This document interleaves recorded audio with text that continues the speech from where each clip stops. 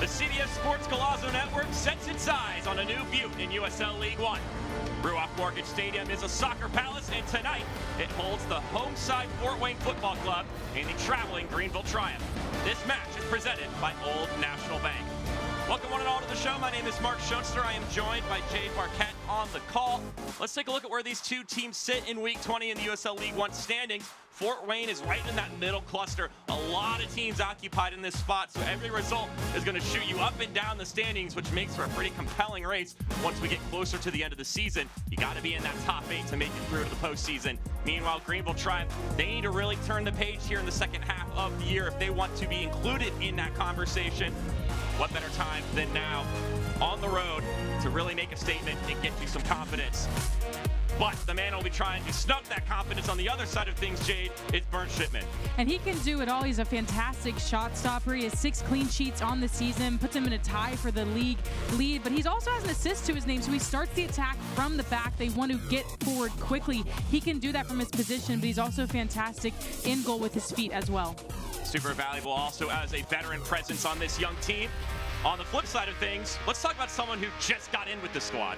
He signed a 25-day contract to this Greenville Triumph side and has made an immediate impact. 5 shots, 4 shots on target in their last game. He's a dynamic, hardworking player, said his head coach Dave Dixon, and they're really looking for him to make an impact, maybe on the score sheet tonight.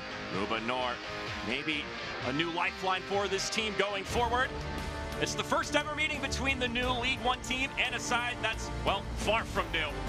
What will be made of this new blend of clubs? Find out up next on Golazo. It's Fort Wayne and Greenville Triumph coming up next. When injury happens, it can be devastating, not just for the athlete, but their entire family. This is where Parkview Sports Medicine comes in. We come alongside the athlete and the family and bring them back to where they once were. There are stories like this in every community, in every single one of our high schools, in every single one of our universities. It's the relationships that we build. We're building ambassadors for Parkview for generations to come.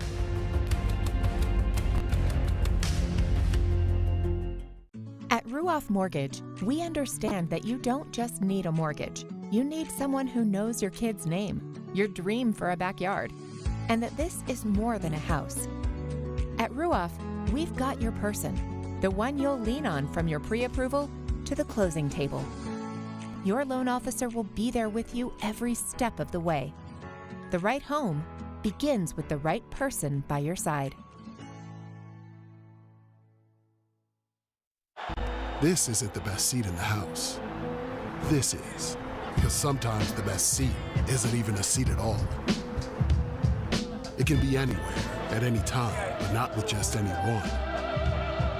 It's the only seat where you can watch your neighbor Manuel cry for the very first time. And where your passion is amplified by the sound of your people. It's a seat that any beer would love to have, but only the cerveza for football can. Modelo, the cerveza for football. What does success look like to you? At Purdue University Fort Wayne, you have what it takes. In the herd, your voice will be heard, and you'll be able to lead, inspire, create, and succeed. When you earn your Purdue degree in our thriving city, you can have an impact, and that impact can change the world.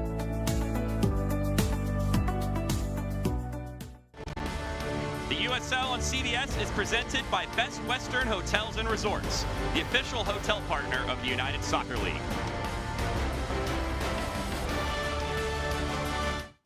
Back here at Ruoff Mortgage Stadium, otherwise known as the Roo, as Fort Wayne and Greenville Triumph prepare to do battle. I guess it's time to start looking at starting lineups here. Mark Schoenster alongside me, former player Jade Marquette, ready to broadcast this game for you. Starting laps are presented by Modelo, brewed for those with a fighting spirit. Whether you're celebrating the beautiful game or gathering with friends, Modelo is proud to support Fort Wayne FC soccer. Modelo, the mark of a fighter. Please enjoy responsibly. Fort Wayne, 4 changes to their starting lineup. They're in their 3rd game of the week, so knew some changes were going to happen. Thiago Diaz, though, stitches in the last game because of a collision he had, but back in the starting lineup in that center back position. Hopefully not taking any more collisions like he did last game with that patch on his face. Meanwhile, on the other side of things, we've got the Greenville Triumph, a ton of rotation. 7 changes to this starting lineup for Greenville Triumph. They had 7 changes in their last lineup as well the last time they went out in this 5-3-2. Yes, they look defensive, but they're looking to push higher up the pitch. They want to get Robles involved up top, but also want him to work back in the midfield to really create higher up the pitch. It's once again Amal Knight getting his 10th start of the season. 3 clean sheets this year for Knight, as both sides get their photo ops in before we get this one rolling here. Fort Wayne will be in their black kits today. Meanwhile, it's the green for Greenville. One little kit matchup here. Black against green. Usually you get a white kit out there between one of the two teams, but that won't be the case here this evening.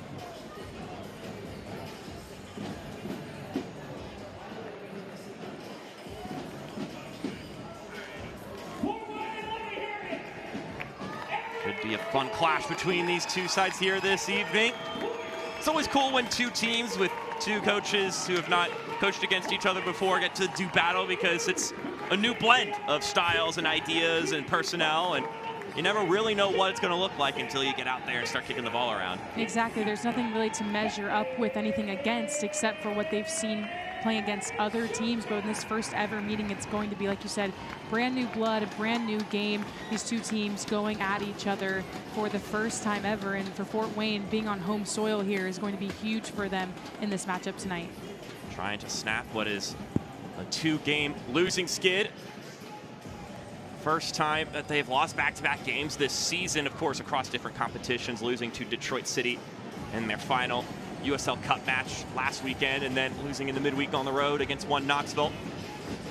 That loss also to Detroit, their first time losing a game here at the Roo in its history. But each of those games you can look at and kind of explain why you have lost in those games, and you don't have to feel too down about it. Once against the USL Championship team, the other, you're on the road, you go down a man almost immediately against the reigning champs. Of course, you don't want to play the game of excuses too much, but it is explainable. Meanwhile, on the Greenville side of things, trying to bounce back after a cup loss themselves at home against the Richmond Kickers.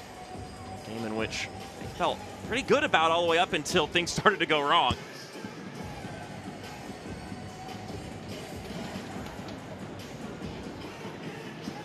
Around 80 degrees as we prepare for kickoff, and we are ready to go here from the Roo.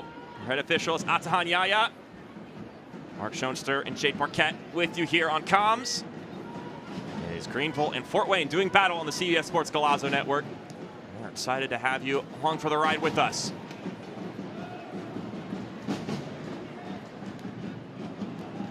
Greenville going right to left, home side going left to right. So that one ended up crossing the byline. It will be an early corner kick. Corner kicks tonight are presented by More Wealth Management, helping individuals and families in Fort Wayne plan for a stronger financial future. Greenville will be looking to strike awfully early in this game from the set piece. Connor Evans over there at the right corner flag.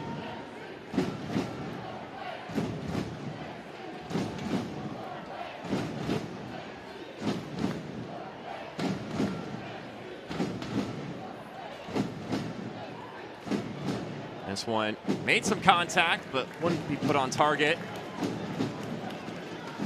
So a first jab thrown, but ultimately nothing too dangerous there for the visitors.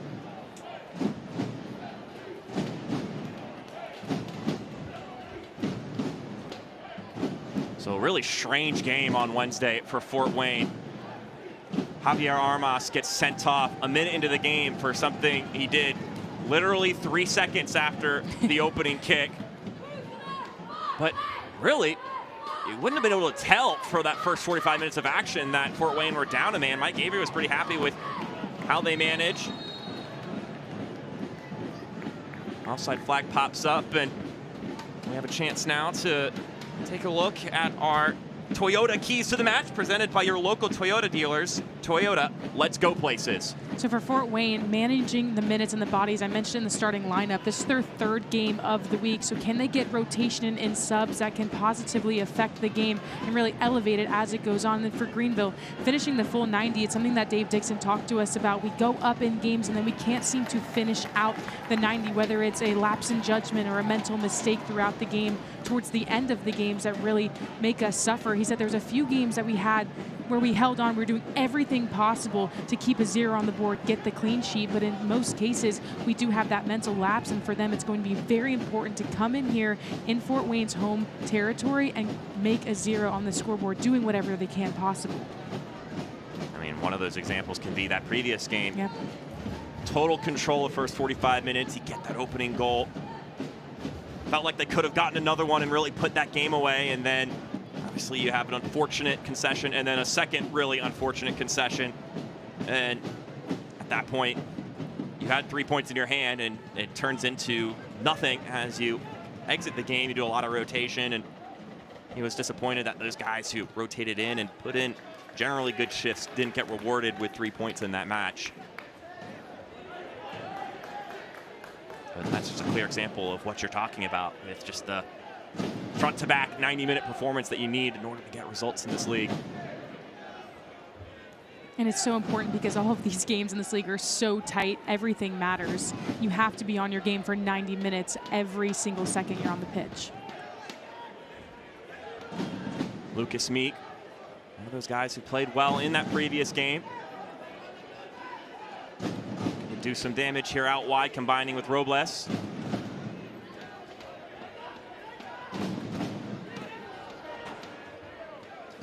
Will play this one back to Brandon Fricke, who is that foundational anchor in the back line for so many years now for Greenville.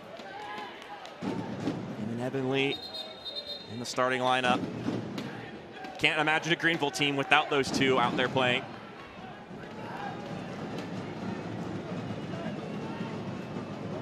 Herrera. Well, chop it out wide to Robles. He'll send it forward. And Meek is ushered off the ball. Good work from Reedspro. As we now look at tonight's injury report, presented by PSM ONE, keeping Fort Wayne FC healthy and match ready all season long. James Musa picking up a knock in that last game against One Knoxville in the middle of the week. And then it's the same names that you've been seeing for a little while now for Greenville: Castro, Sims, and Benson. All still on the road to recovery.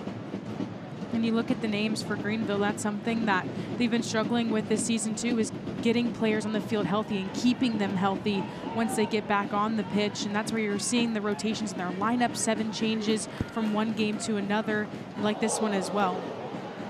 Some friendly fire there on this collision as Gaffar and Healy both topple over.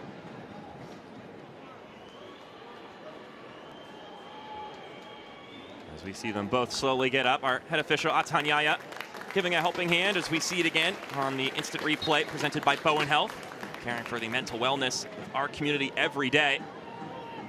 2 players just going at the ball, full momentum, not seeing each other there. You like the aggressiveness from your team. You just don't want to run into your own player there, obviously.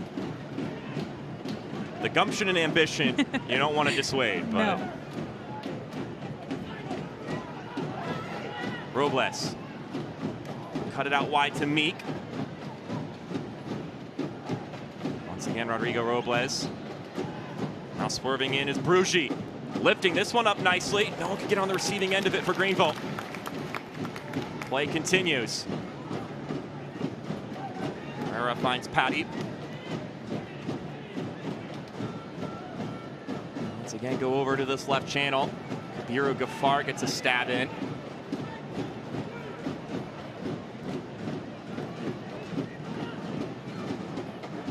Searching ball, fishing for Akio. It's out for a goal kick.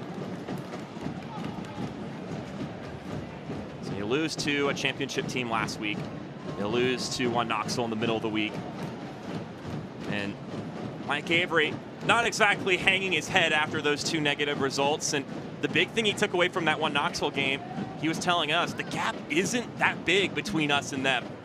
You learn that it's there, but the difference between us being where we are at right now and being a great team they got to see it in practice in that game against Knoxville. And on the flip side of that too, of course, when it comes to having a negative result like that and snapping what was a really good unbeaten streak, it's a blessing and a curse that you have the quick turnaround, because you have to forget about it real quick, but you have to manage the bodies, which is the other side of it. It's very much a balancing act, and hard as a manager, and hard for players as well to be able to get the rest recovery they need, but also flip the mindset to the next game. And it may be easier when you have a loss like that, where you can take positive things away, but you have to get ready for the next game. Both of those were also on the road, so be able to come back home, sleep in your own bed, get good rest, good meals underneath you, and then be able to come out and play at home is a different mindset than playing these games on the road against the top tier opponents in this league. I don't think anyone has a great time going over to Knoxville, playing against them. That is a tough place to go and get anything out of.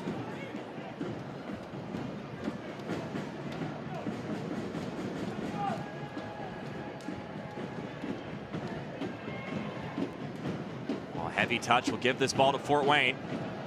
Up to this point, it's been Greenville who have been dictating the match. Side with a lot more experience than the home side have to offer, especially with Musa not out there for Fort Wayne. Basically Burnt Shipman and Ryan Betcher with a bunch of first-year pros. JP Jordan in his second year in USL League One as well, but you compare that to the likes of Brandon Fricky, who has 180 appearances for the Greenville Triumph, and Evan Lee, who has over 200. Just those two, you combine their appearances together just for the Greenville Triumph, and you can outnumber what's out there in the starting lineup for this Fort Wayne team right now as far as League One apps are concerned. And I think that's so exciting too, because you obviously want to have experience on your side, not only in this league, but with just professional soccer in general, knowing how to manage your body, knowing how to manage games and play up to this level. But then there's also something so exciting about young talent, young pros who want to just spur onto the scene and make noise. And you're seeing that from this Fort Wayne side and how they play and what they've trying to build here in this first year.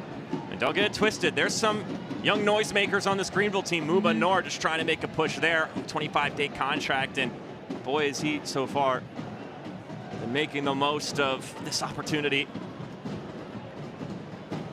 This is a Greenville team that currently is not where they want to be when it comes to the standings. You saw before the match started.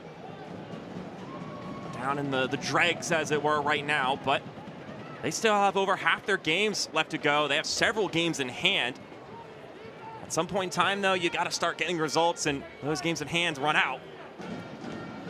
Dave Dixon mentioned that recently they feel like they're starting to find more consistency in their performances, and they just need to limit some of those mistakes that have turned wins into draws and losses and all the like, as Akio will push it forward. Akio has a go himself. It takes a glance, and it'll be another corner kick for Greenville.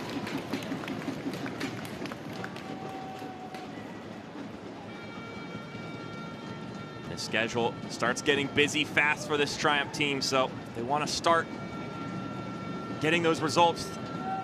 These problems, these questions we're asking have to start being answered. There was a bit of an urgency from Dave Dixon when we were talking to him that it's about time that this stuff starts to turn. That's exactly what he was saying, that the consistency is the key for us and it has to happen fast. Corner kick is nodded away. Noor puts it back into the corridor. Evan Lee has a piece of it. Chapa Herrera now over in the left channel.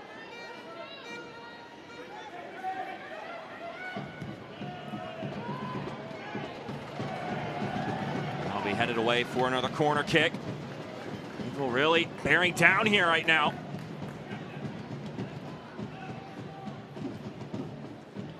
This is the third corner kick of the match so far for Greenville. They're going to want to capitalize on these opportunities that they have, these set pieces on net. They're working hard to get into the box. Now can they capitalize when they have these opportunities?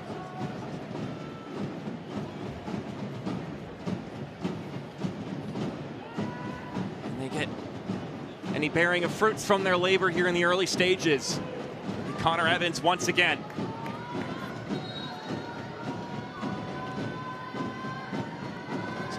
Peacemaking has to be done first by Atahanyaya.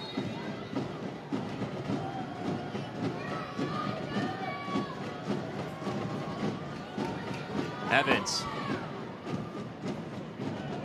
Trickles down to Fricky. And then Recol and Fricky both vying for the ball. Will end up being in favor of Fort Wayne. Turn to the CBS Sports Network on Wednesday, July 22nd at 7 p.m. Eastern for a Western Conference Championship showdown.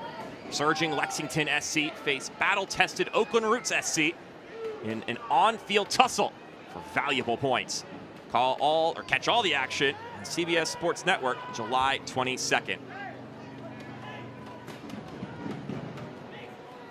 I love when the USL gets some attention from CBS. You saw big CBS today for Pittsburgh Riverhounds and Lou City, and Trevor Hammond certainly showed up for the occasion.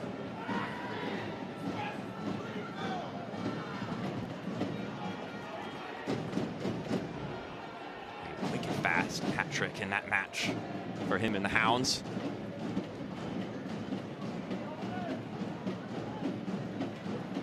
As Mike Avery has been preparing for this game in the short amount of time he's had to prepare given the quick turnaround from Wednesday. He noted to us that obviously there's that experience gap, and that's a different look for this Fort Wayne team. Mentioned that this is a side that can press pretty aggressively, and we're seeing some of that here in the early stages of the match. He's also just curious to see how his guys sort of manage this turnaround from being on the road on Wednesday to getting back here. Right now it's been a bit reactive from Fort Wayne in the opening stages. Of course, a lot of time to grow into the game. Greenville will want to take advantage of how this game has looked so far. I think Greenville has done a really good job of being organized defensively, making sure they're in the right spaces. It's the first time they've been able to be broken down here. JP Jordan with some room to operate. Jordan cutting it to the top of the box. It was just behind the streaking Recol. Check, that was Ryan Betcher he was looking for. Oyatunde takes some contact and a free kick ensuing. Will it be a booking as well? Yes, it will be. So the first real promising bite of the apple here for Fort Wayne.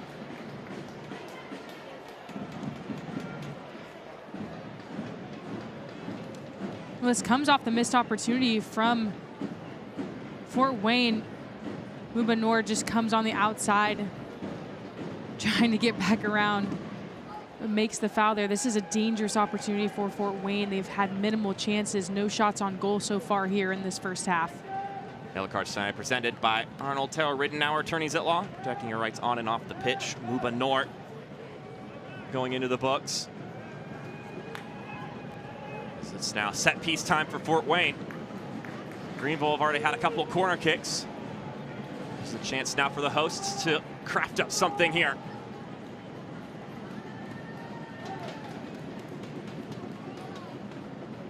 Michael Rempel.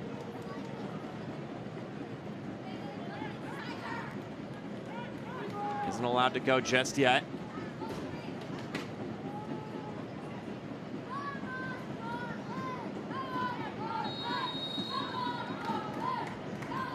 Now he's given the keys to go.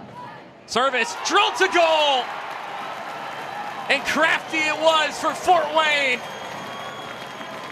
Their first chance, and they capitalize on it.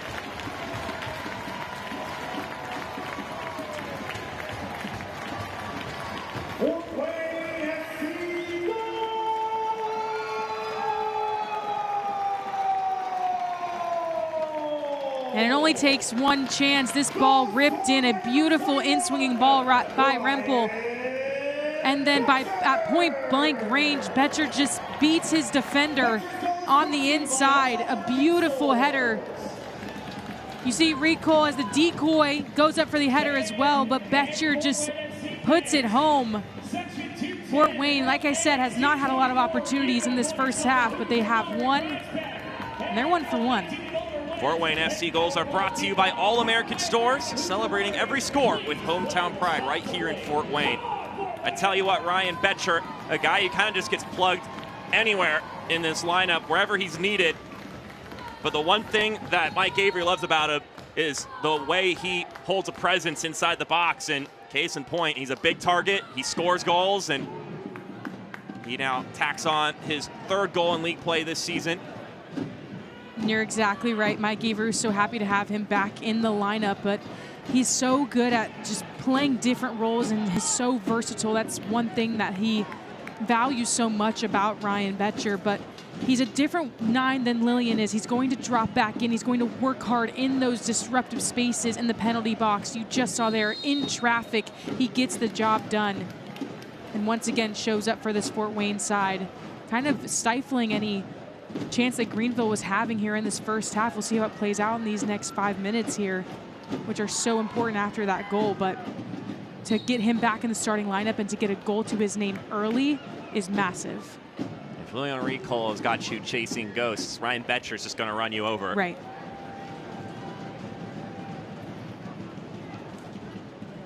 Here's Nieto. Rolled over to Reed Sproat.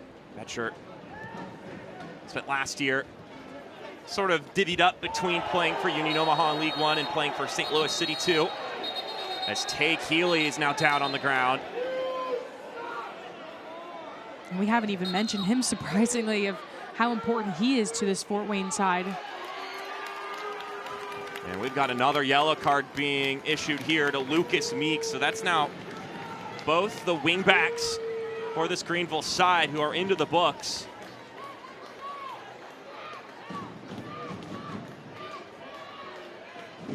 Healy just tries to turn there.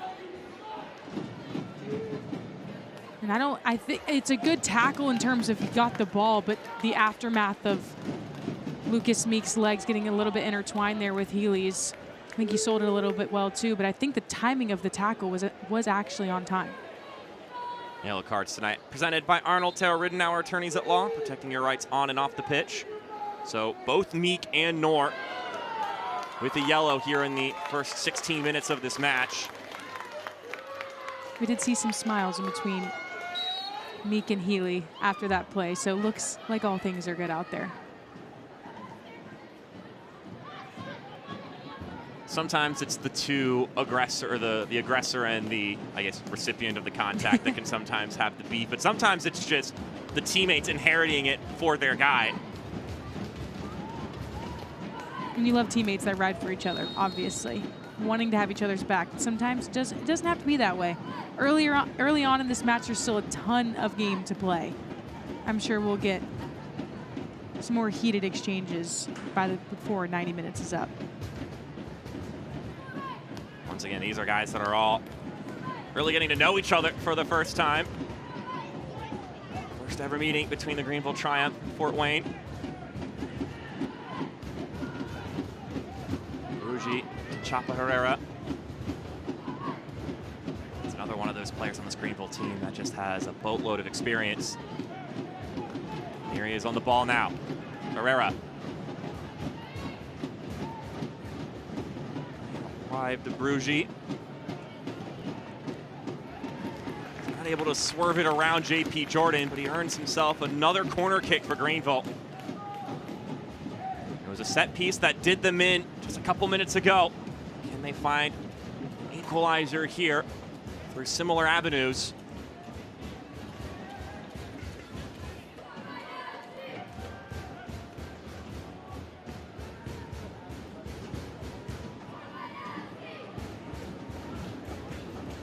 Once again, service drilled inside, punched away by Bernd Shipman. There's Muba Noor. Oh, good move from Muba Noor, the outside of his boot. Had some menace to it, ends up glancing out wide. Herrera lofting it again. It's down in the box, clipped towards goal, knotted away. Tiago Dias using his brains literally to keep that one from going through.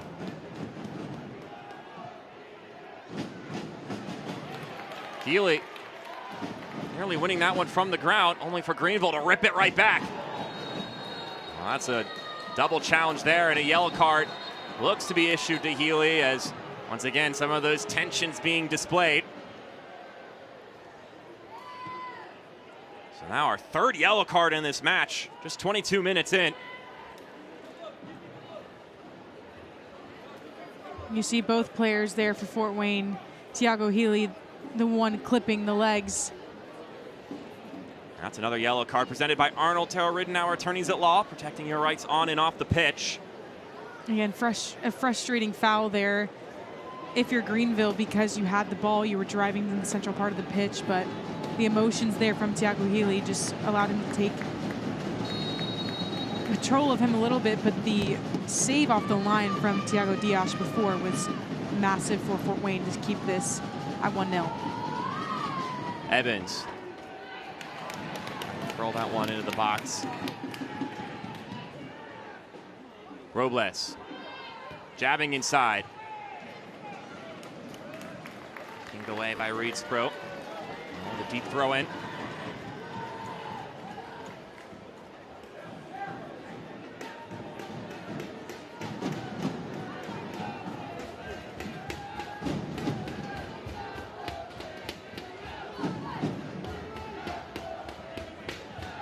Brugi. Takio finds Meek. Meek still fighting for it. Looked for a moment like JP Jordan did enough. Now the ref will signal that it'll be a Fort Wayne kick. Watch the USL Championship in Spanish on 2DNA, the nation's leading Spanish language sports network. Lexington SC take on Oakland Roots SC on Wednesday, July 22nd at 7 p.m. Eastern. Go to USLChampionship.com for the complete USL TV listings. 2DNA, CBS Sports Network. Pick your poison for that Lexington-Oakland game.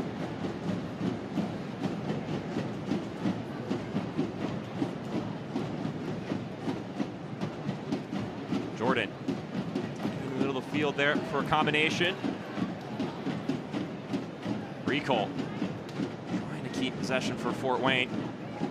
Chapa Herrera is always so clean at being able to execute some possessions and winning the ball back for his side, just sweeping through there in the middle of the pitch. And he's been everywhere so far in this first half. He's dropped lower, he's come higher. The movements he's done off the ball have been so effective for this Greenville side in keeping the possession that they've had. And then just watching him off the ball, directing the players where to go, where to be, putting himself in better positions. You can see he's thinking 2 or 3 passes ahead to really open up the space for Greenville. Herrera in his 3rd year with Greenville after starting his pro career with El Paso Locomotive. Played over 100 games in the USL Championship with them before making his way to USL League One.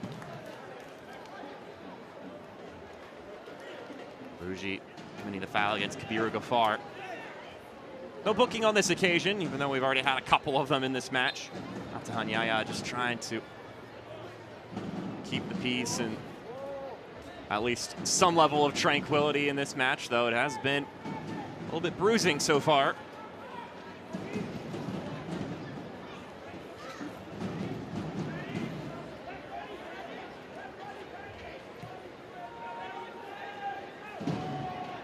Sproat doesn't like his options forward, so he'll go back to all reliable Bernd Shipman.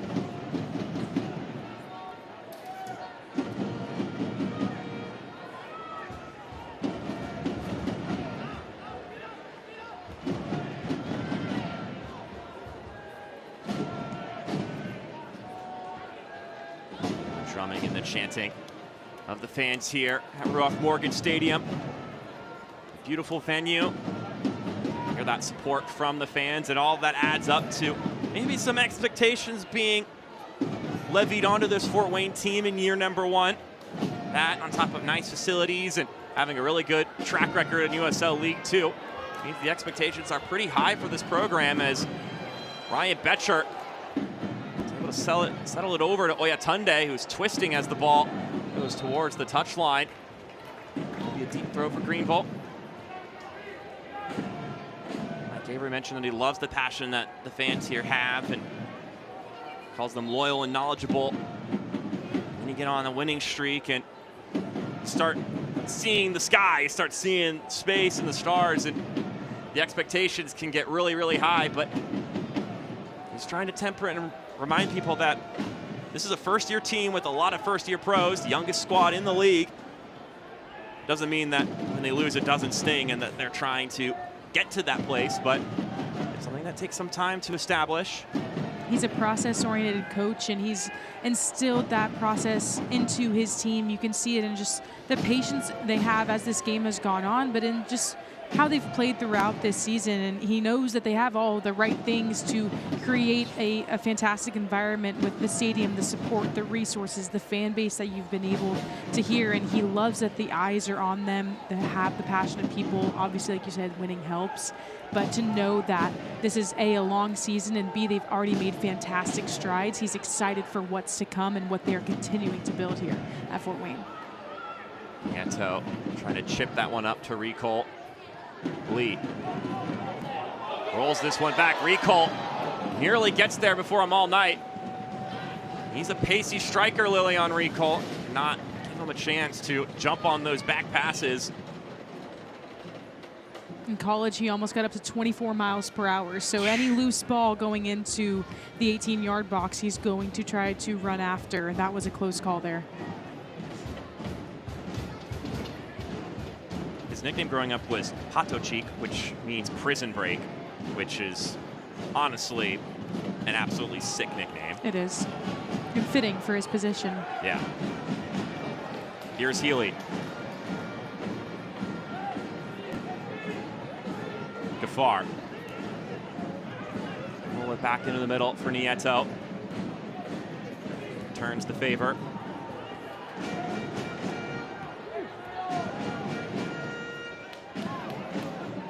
Enjoy some of the ball in the attacking half, something that Fort Wayne up to this point really hasn't done. Have the 1-0 lead due to a set piece. And we're gonna get another free kick here. This one from a further distance, but doesn't mean that someone can't put in something that's tempting to finish up. Tate Healy just feels the pressure on his back and decides to create another opportunity there for his team. Good defending by Evan Lee behind him, but Healy smart there with making that foul, or allowing that foul. I think it's the second time he's gotten hit by that boot. Yep. So that one might be feeling a bit sore after the match. But the adrenaline is kicking in at the moment, though. Emerson Nieto will try to whip this one in. Last free kick they scored off of. Nieto still bouncing along. It ends up being easy for Knight.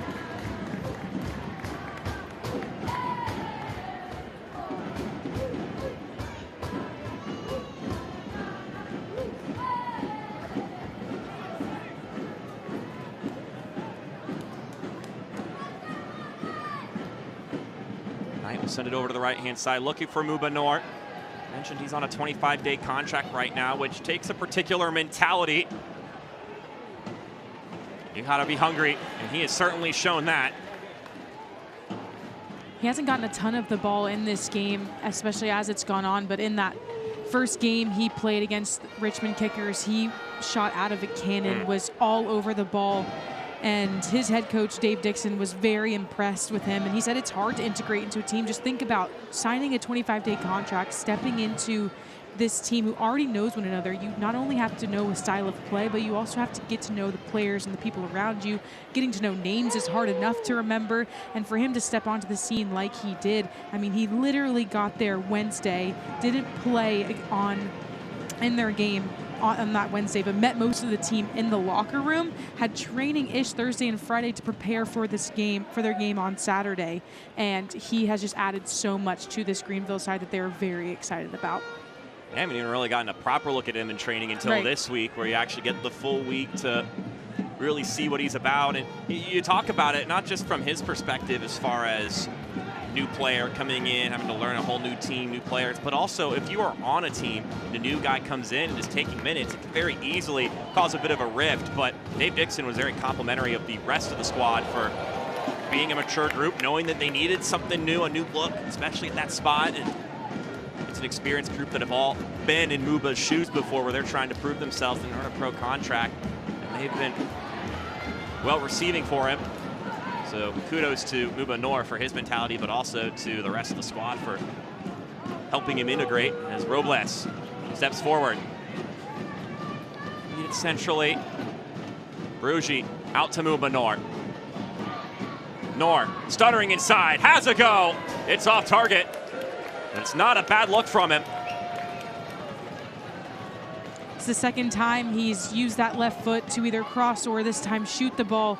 Just dribbles right at his defender, cuts inside, makes him go. And then as soon as his back is turned, he's going to rip that shot. He had the lane, just could not get over it enough.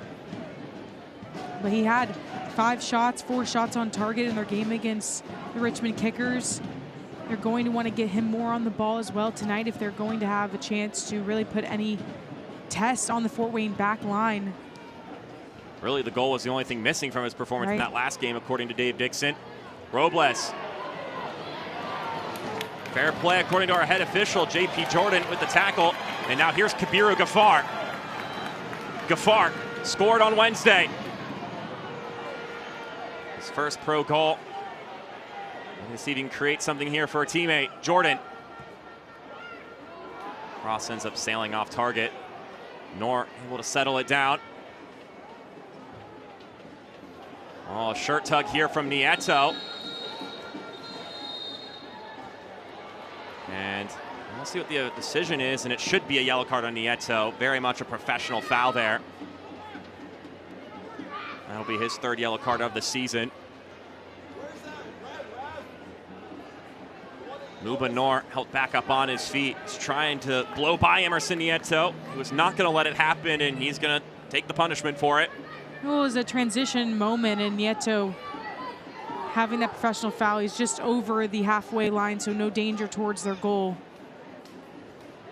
Yellow card tonight, presented by Arnold Terrell Riddenauer, attorneys at law, protecting your rights on and off the pitch. Nieto knew probably wasn't going to win the foot race there between him and Muba Noor. And Greenville had the numbers going forward.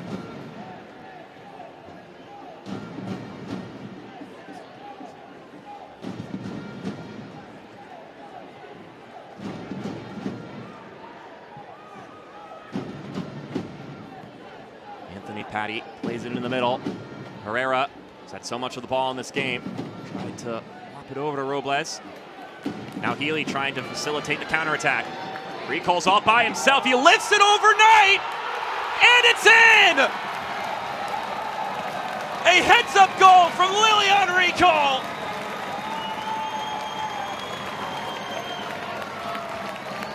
And that'll get any type of soccer fan going.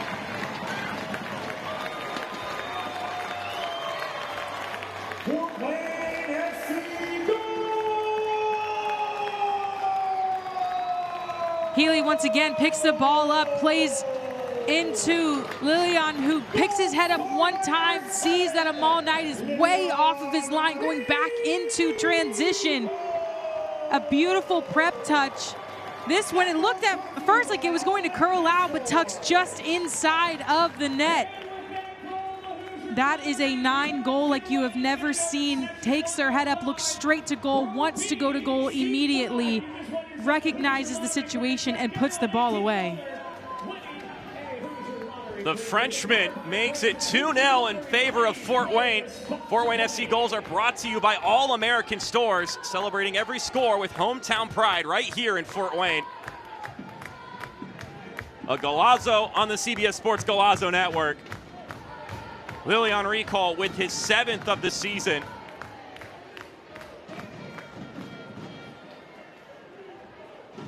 Guess that counts as an assist as well for Tay Healy. Did well to get it to Recall, but you wonder if he had any thought in mind that a pass like that would get him on the stat sheet. Oh yeah, Tunde. Why not try and find Recall again? And here he comes. Amal Knight ready for it this time. That's the risk you take with Greenville, right? Playing your goalkeeper higher off their line, wanting to get them into the build-up phase of the game, knowing that when you're committing numbers forward in those transition moments, it is an opportunity for you to get scored on that way if they don't transition back into their net fast enough. Rico recognized that immediately and took his shot. You love the confidence from their 9. And you know it's something that Greenville was preparing for. Dave Dixon mentioned that this is a Fort Wayne team that's so dangerous in transition. And we will get a free kick here. And a chance to tell you that Select is proud to be the official match ball supplier of the USL League One. From the grassroots to the pros, Select is there every step of the way. Visit us.select-sport.com for the latest Select products, specials, and more. Select, the player's choice. Dave Dixon mentioned that you have to be careful about where you're losing the ball when you're playing Fort Wayne, because certainly that comes into your risk assessment of where you're going to try to make the risky passes, because you have to do it in the sport. Right. But he mentioned in particular you can't lose it in the middle of the field, because then they could spring really quick, and that is a bullet point example of what can happen when you lose it in the middle of the pitch. 2 passes and it's in the back of your net, especially when you have Take Healy getting on the ball and then playing it forward immediately. Leon Rico is going to look to goal first. That's why he's a fantastic 9. You're going to get punished if you don't win those 50-50 balls right in the middle or make those tackles like Dave Dixon was telling us they had to do against this Fort Wayne side. Meek gets by Jordan.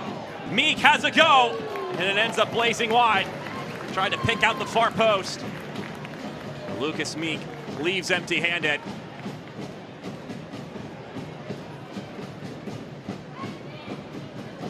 This is a little touch from the head, and that first touch with his right foot to cut off his defender. You like it from Lucas Meek. You need Greenville to get more shots on target. Something before this first half. They really had a lot of the opportunities and possession earlier on in this game. Fort Wayne really has grown into it. Obviously 2-0 in the stat sheet. You're going to make sure, you're going to think that Fort Wayne has had control, but really Greenville was building out and had a lot of possession of the ball early on. Greenville has had a ton of corners as well. They just have not been able to capitalize. That's something that they have really been an Achilles heel for them this season as well. Fort Wayne holding it down so far despite an early flurry and a lot of control from Greenville. 2 really nice goals, one from a set piece and one from a good distance away. Certainly a good way to pay tribute for what is an important night for Fort Wayne, this being the inaugural John Bellio tribute night. Someone who's integral to the Fort Wayne Football Club before he passed away in 2025 to cancer. They're donating $1 to Cancer Services of Northeast Indiana for everybody in attendance, as this one is lifted up into the box, bounces over to Meek. Kabir Ghaffar doing really well there.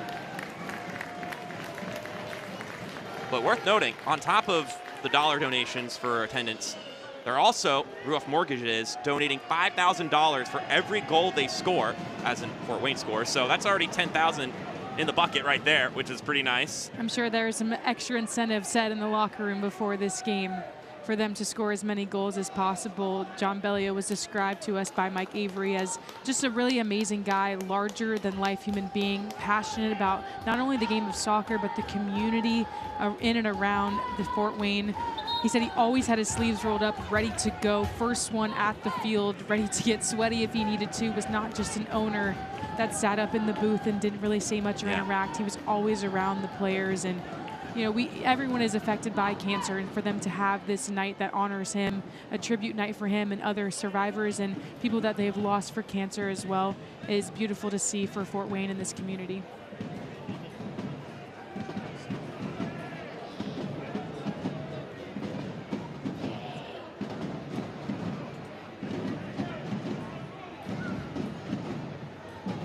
Kind of guy that was moving boxes hours before kickoff during matches. Mike Avery, of course, always having to pull up the games early as the coach. And John Bellio was already there as well.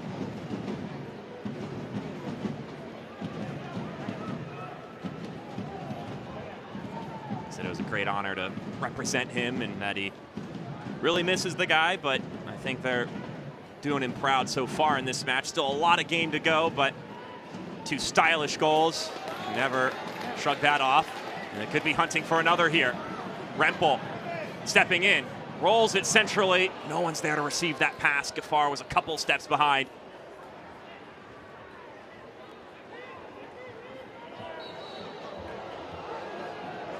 Tunde called for the foul.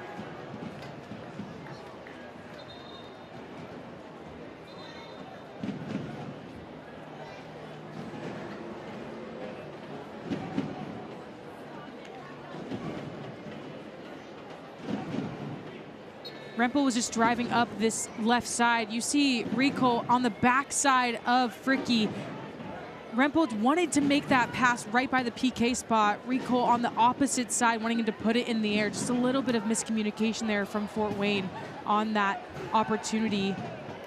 They needed to have another trailing run as well in the box for them to create numbers and disrupt Greenville. I think Gafar was on the same wavelength as you there, just wasn't quite there quick enough. Right. Whether that's a recognition thing or just where he was positioned once the need presented itself. He was higher up just off the D and needed to make that streaking run towards the center of the goal where that ball was placed perfectly at the PK spot. You always have the first run. Normally, in a perfect world, it's front post PK and then back post. There they had the back post run with Rico. Gafar could have made that PK run to where the ball was being played, but could not quite catch up to the play in time. So stay at 2-0 for now. Fort Wayne have done a good job of withstanding what Greenville have thrown at them, and then 2 real nice goals in response. Shipman launching this one down the pitch. Nodded along nicely by Rico. Here's Oyatunde. Daniel Oyatunde trying to glide into the box. Eventually, he's bumped off the ball. And now it's Muba Noor. Check that's Akio over there, receiving end of that pass. I'm not to say Akio's name a ton yet in this show.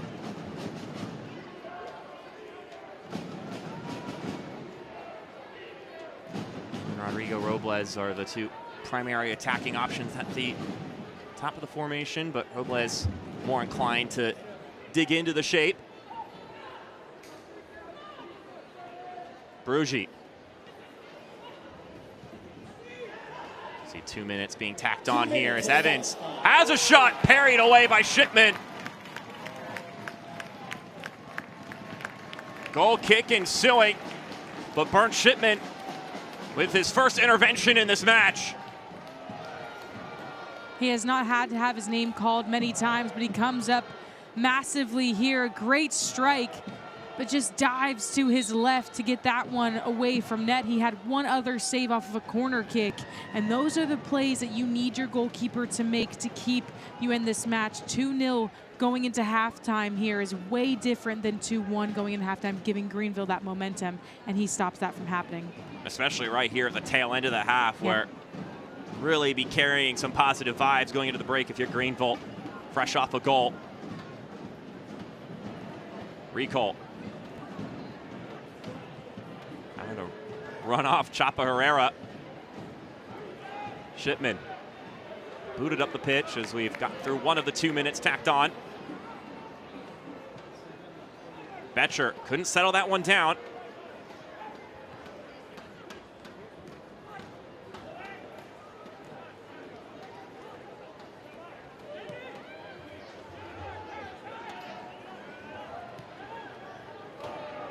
Evan Lee. Squared over to Anthony Patty. Do they have one more go at it before the whistle sounds?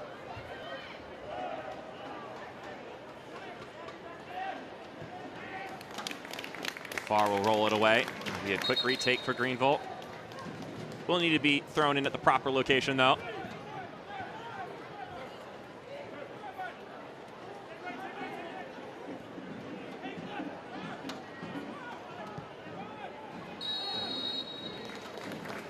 A halftime whistle sounds.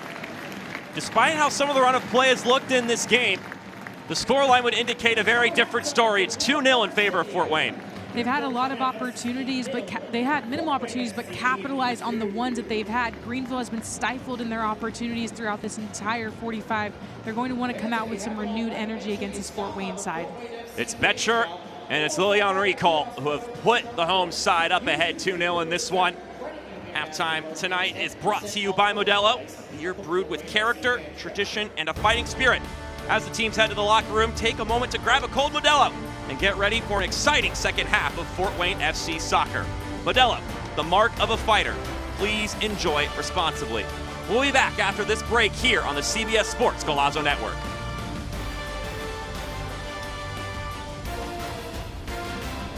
Dear Friday, let's put good times in gear.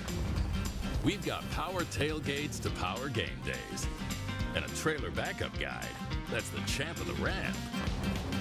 Heck, we might even cancel Monday. Toyota Trucks. Lease a new Tacoma for $309 a month or get 2.99% APR for 72 months on a new Tundra.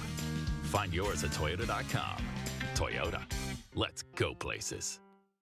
At Trine University, we are thunderous. But how do we get that way? One rumble at a time. Every challenge faced, every insight earned, every setback surmounted puts you on the path to exceed all expectations, yours included. It's why Trine graduates have an over 99% employment rate and make noise in whatever field we choose.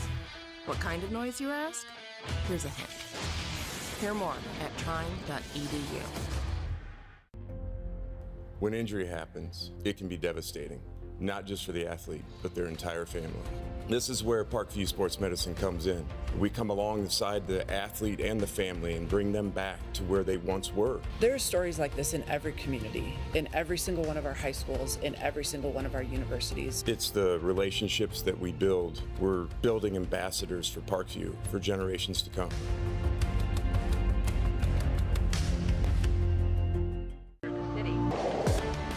Welcome back here for halftime presented by Modelo. It's 2-0 in favor of Fort Wayne. 2 dazzling goals put the home side ahead of the Greenville Triumph.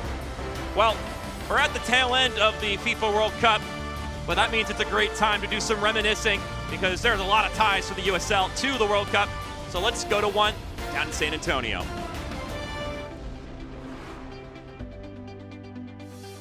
In the middle of the 2026 World Cup, Carlos Lamosa is focused on something else. The head coach of San Antonio FC is navigating his club through the midway point of the USL Championship season. But nearly a quarter century ago, the World Cup was Lamosa's dream come true. Well, that was a unique experience for many reasons. First, that was the first World Cup of the century. That was the first time the World Cup happens in 2 different countries. And that was the first time that happens in Asia. The 2002 World Cup is to date the best performance by the U.S. men's national team. A stunning victory over Portugal in the group stage. A shutout of arch rival Mexico in the round of 16. With South Korea's 13-hour time difference to U.S. Eastern Time, Americans had to be creative for live overnight matches. Bars were open at 4 in the morning making breakfast for your matches. Were you aware of all of that at the time? We found out being there in Korea. They show us videos of footage from TV networks, having a watching party at 3 in the morning, 4 in the morning. Also for me, I have Colombian news going to my parents' house in Colombia in the middle of the night to do interviews when we were playing live. In 2026, the World Cup includes more than 40 players whose careers were touched by different levels of USL. Lamosa now has a seat to watching players chase their own World Cup dreams. Here from our academy from San Antonio, we have a player representing the U.S. on the U17 qualifier. That's a very important league in the U.S. soccer developmental program.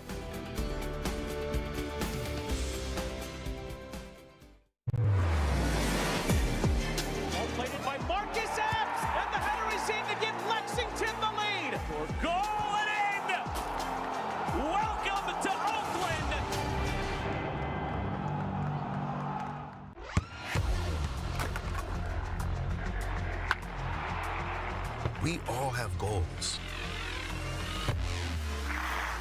But let's be honest. Most of us aren't going to be professional athletes. But if your goal is to finish your degree, we can help. Come to a university that puts your goals first. Bellevue University, your partner in finishing goals.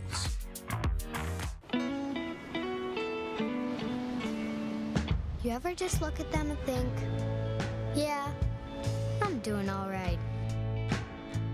This summer, get 1,000 bonus points and a chance to win 250,000 bonus points. Pain doesn't care who you are or why you hurt, but pain can be mastered if you know the way. Fight back with Tiger Balm's legendary herbal power. Trusted for over 100 years, our proven blend of camphor, menthol, and essential oils tames pain with the strength and speed of the tiger, so that you can rise above pain and get back to living. This is the way of the tiger. Hay mucha fiesta, señor Martino. ¡Esta revancha, doctor! Pero falta gol, estamos a esperar a Hugo. ¿Hugo Sánchez? Sí, tira para adelante. ¿Quién maneja? ¿Un futbolista? ¡Súbete! ¡Llegamos por fin! ¡Ay, bendito sea el chapar, doctor! Hugo, ¿regreso a las canchas? ¿Algún consejo? Sí, confía y cree en ti. ¡Ey! ¡Vas al norte! A donde me dé la oportunidad, pero listo para dar el paso. ¡Listo, vamos! This is your moment. Dear Friday, let's put good times in gear. We've got power tailgates to power game days and a trailer backup guide that's the champ of the ramp. Heck, we might even cancel Monday. Toyota Trucks. Lease a new Tacoma for $309 a month or get 2.99% APR for 72 months on a new Tundra. Find yours at Toyota.com. Toyota. Let's go places. We're back here at Ruoff Mortgage Stadium where it's 2-0 between Fort Wayne and Greenville Triumph. Halftime presented by Modelo. Mark Schoenster, Jade Marquette with you here on the broadcast on the CBS Sports Golazo Network. It is a busy weekend in USL League One footy. One game yesterday, 6 of them today, all of which are in action at this moment. So no West Coast foolery happening here, but there was some yesterday. Boise, Portland, Hearts of Pine. What a game that was on the CBS Sports Network. And we've already got some other interesting ones brewing here. AV Alta won Knoxville. I'd almost be recommending you put that on a second screen and watch that one too, because that is a spicy matchup. And that's not even completing the roundabout of all the great games that are taking place right now. Charlotte Independence bounced back against Chattanooga right now, who are trying to build up some steam and climb up the table. They've got some games in hand, Scott McKenzie's side. There's a lot of good games happening, including this one here. With that in mind, we got more news across the league to look to, so we're going to all reliable Dan Lucas to catch us up on everything in the halftime update.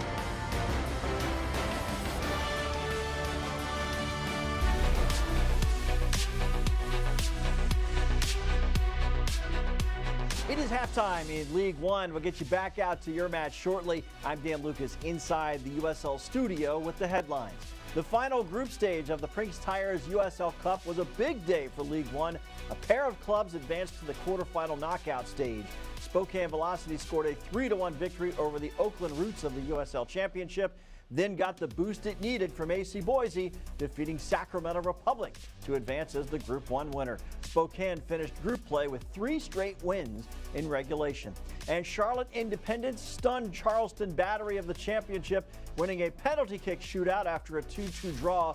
Charlotte wins Group 6, and that match extended its unbeaten streak to 14. The USL Cup quarterfinals will take place on Wednesday, August 12th. Tampa Bay hosts Louisville City. Charlotte will host Hartford Athletic. Spokane welcomes Colorado Springs, and San Antonio will host Miami FC. Upcoming national spotlight games next Wednesday, Oakland Roots at Lexington SC on CBS Sportsnet and 2DN.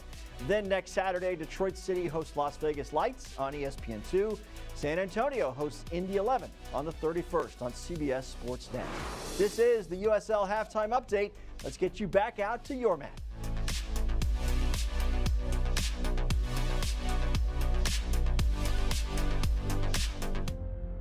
When injury happens, it can be devastating, not just for the athlete, but their entire family. This is where Parkview Sports Medicine comes in. We come alongside the athlete and the family and bring them back to where they once were. There are stories like this in every community, in every single one of our high schools, in every single one of our universities. It's the relationships that we build. We're building ambassadors for Parkview for generations to come.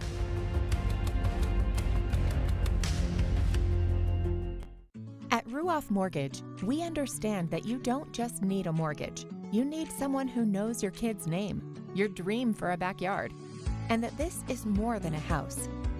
At Ruoff, we've got your person, the one you'll lean on from your pre-approval to the closing table. Your loan officer will be there with you every step of the way. The right home begins with the right person by your side. This isn't the best seat in the house.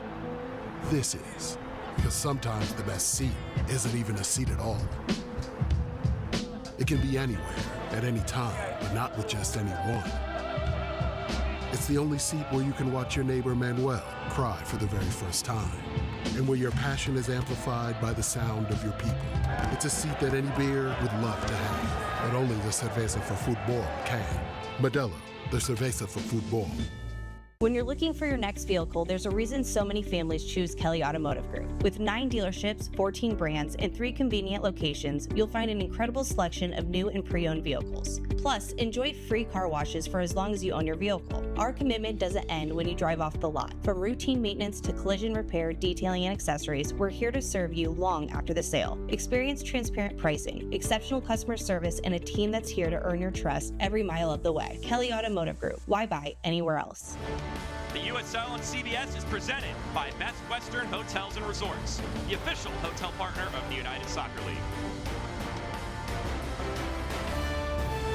We're back here for the tail end of Modelo's halftime show between Fort Wayne and Greenville Triumph. It's 2-0. And if you missed any of that action, we're here to catch you up. Mark Schoenster, Jay Barquette with you on the CBS Sports Golazo Network. Been a good time for the Fort Wayne faithful here so far. It was an early onslaught for Greenville Triumph, but the first by Burnt Shipment as we take a look at the halftime stats presented by the Hoosier Lottery, celebrating Indiana winners and on and off the field while supporting communities throughout the state. Hoosier Lottery, champions of play. Possession shifted into Fort Wayne's favor towards the end of that half, but Greenville, you see the number of shots, almost double digits for them, but it's about percentage of it going in. 2 goals, 2 shots, 2 shots on target for Fort Wayne. That is all you need on the stat sheet for you to have a winning game for Greenville. Can they convert the chance that they're getting into more quality opportunities on goal? So that is where it stands after 45 minutes. Let's see if the story differs here in the second 45 minutes.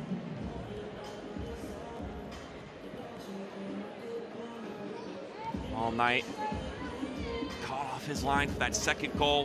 What a goal that was by Willian Ricoll. A real heads-up moment from the striker. Really the two quote-unquote number 9s for this Fort Wayne team, both demonstrating their prowess in the game. It's been kind of a problem, in a good way, for Mike Avery when it comes to trying to figure out a way to get both Ricoll and Betcher on the pitch, because Ricoll's been so good. I mean, it's 7 goals this season. That speaks for itself. But Ryan Betcher getting back to health, and he's also a guy that they like at that 9 position. So do you play them both up top? Do you put Ryan Betcher somewhere else? Because his versatility has also been really helpful for the team this year. Well, I think all they've done is make that decision-making process harder going forward by both demonstrating what makes them good as viable 9s. It's a fantastic problem to have if you're a head coach, and they're very different in the way that they approach that 9 role. So now in this match, Ryan Betcher has kind of played that reserve 9 in more of a 10 role in the central part of the field, still in the midfield where he can work back and defend, but he can still create up top. And when he gets into the mix and he gets himself in the penalty box, he is a difference maker. He can find his way through traffic like you saw on the free kick. And then Lillian Ricoll, he is just a pure 9 where he has the speed to run in behind, but he also can play make. We've seen him underneath to facilitate possession, but we've also seen, like you saw in his goal, take the shot from distance and really make a difference in this match. That'll be one that you imagine will have a shot at goal of the week once everything's said and done, though there are a ton of games happening right now, and I haven't seen the goals in the other games, so maybe there are some bangers happening elsewhere. Seems to be a weekend for Golazzos, though. I mean, you get 9 goals in the third-place game earlier today in the FIFA World Cup.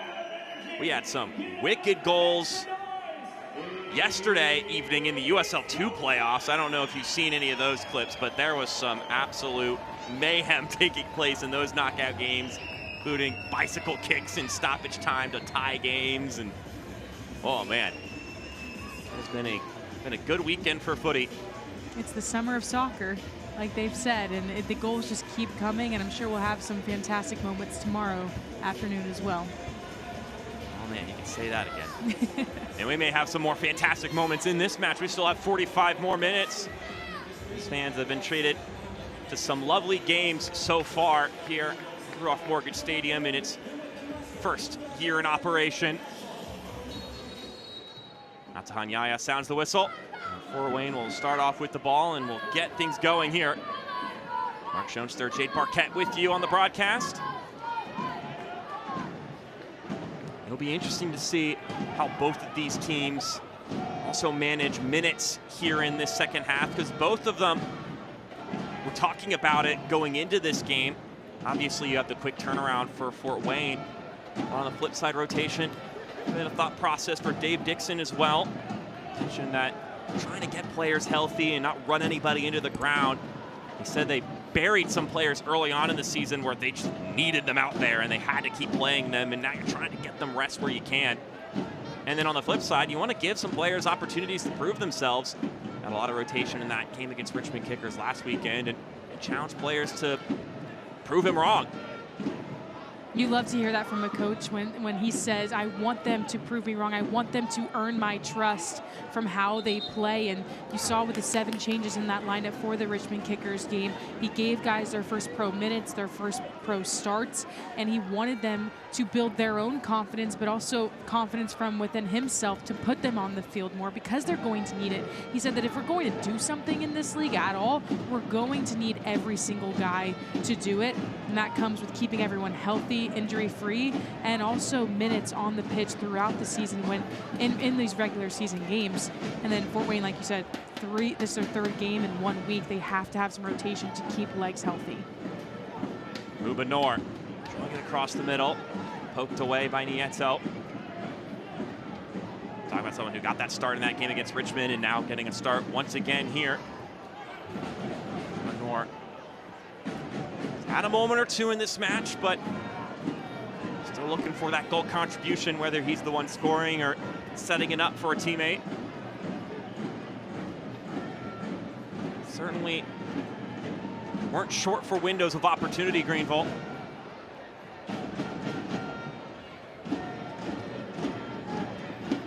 And even though it's early, this is exactly how the first half started for Greenville as well. Very relaxed, very patient, very calm, building in Fort Wayne's own half.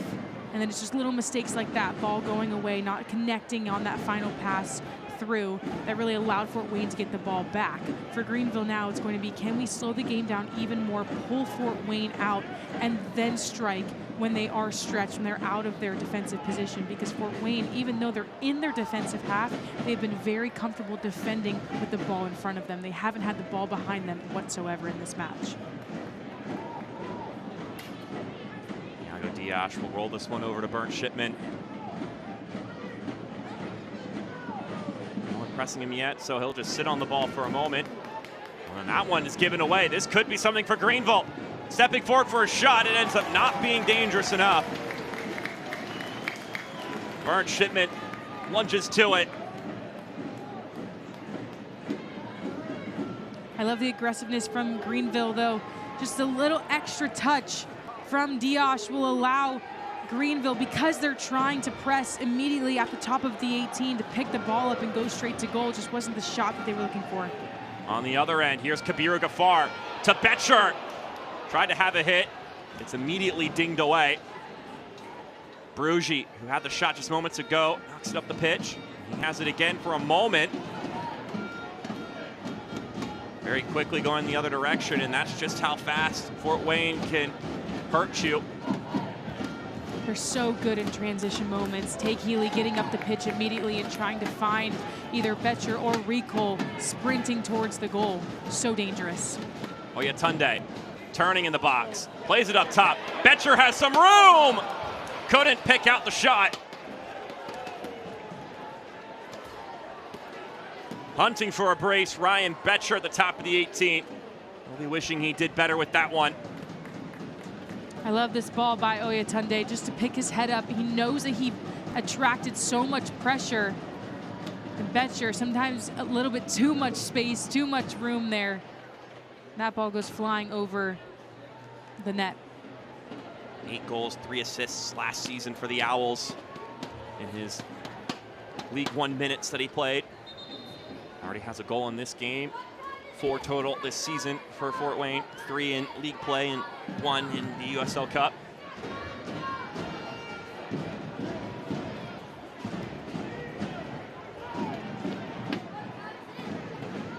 Sproat to Diash.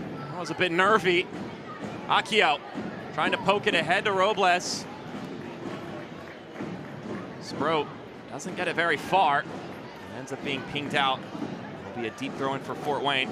Sproat knows it's his fault. He put his hand up immediately as that ball went out of bounds, thinking that he was farther back into the 18 than he actually was to try to give Brent Shipman the ball there from the head. Caused confusion. Greenville, they're trying and they're pouncing for that confucius moment for Fort Wayne. They're making it crazy. They're making it chaotic in front of the box so that they can get it off the transition and go straight to goal. Soccer season is here, and SeatGeek is the official ticketing partner of the USL. Get all your USL tickets and more from the #1 ticketing site, SeatGeek, your ticket to great seats.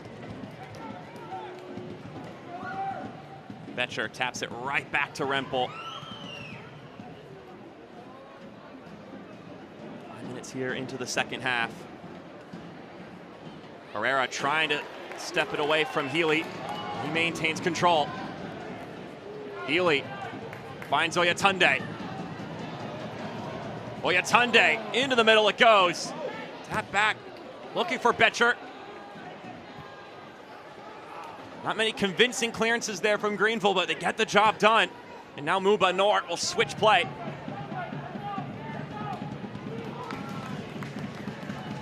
Both sides just scrapping for the ball there in the attacking third for Fort Wayne.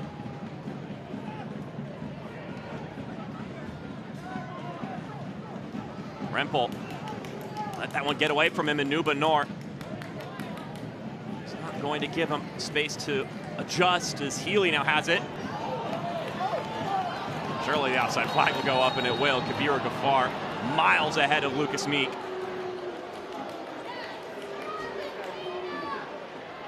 Both him and Recol all by themselves on an island there. But that's what Fort Wayne's going to do. Tay Healy once again picked the ball up, turned, and one pass was into the offensive half for Greenville, or for Fort Wayne, excuse me, wanting to push the pace and get the ball high up the pitch. They're going to want to stretch the defense for Greenville. Trying to find the man he combined with on Wednesday, Kabir Ghaffar, scoring his first pro goal. A goal that, like Avery said, he wouldn't have scored 2 months ago. A player who's just been working so hard and learning so much. He's only 21 years old. It's a really high ceiling.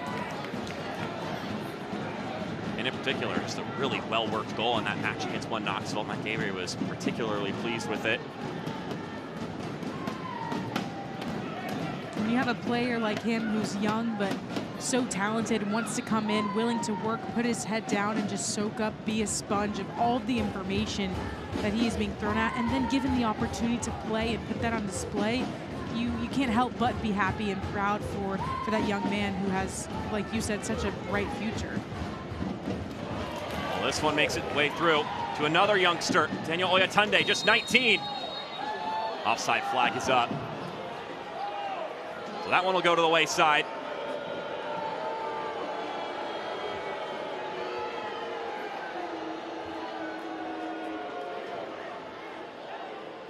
Oyatunde will trot back after he thought he had a look in.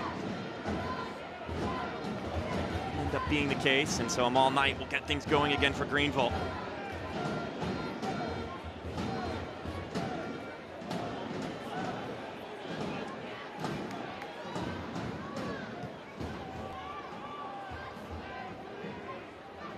Jordan being pressed by Akio. Launches it up for Kapiru Gafar. Akio sends it to his left. Chapo Herrera with some room to operate. They'll roll it out wide. Nor. Stonewalled by Michael Rempel. Gafar keeping in play. He cannot. Couldn't quite corral that pass. After what was very good defensive work from Michael Rempel, just stopping an opportunity dead in its tracks. Can't connect with Gafar in the open space. Recall. Dancing inside. Lilian Recall. Tried for a stunner. A second stunner. But this time Amal Knight was ready.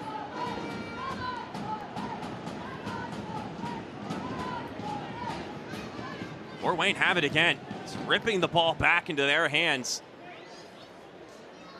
Oyatunde. Etcher will turn forward. Trying to poke it ahead to Oyatunde. Ends up just rolling into the clutches of Greenville. Ruben Nor now takes it down that touch line. Didn't like his opportunity to send it forward. Now it's Evans.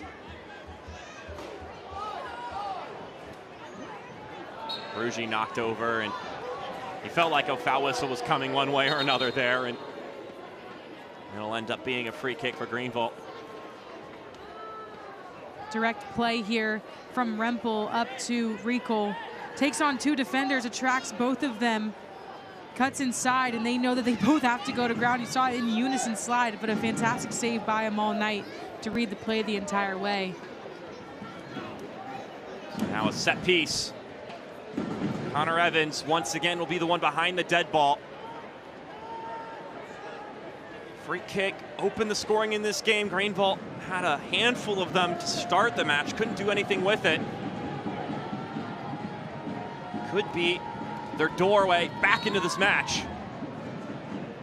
Lofted up nicely, headed back in centrally. Diash heads it over to Recall. He's able to turn it around. He'll play it up for Kabiru Gafar. Gafar dashing forward. Gafar! Oh, he parries it by the keeper. Another stylish finish for Fort Wayne.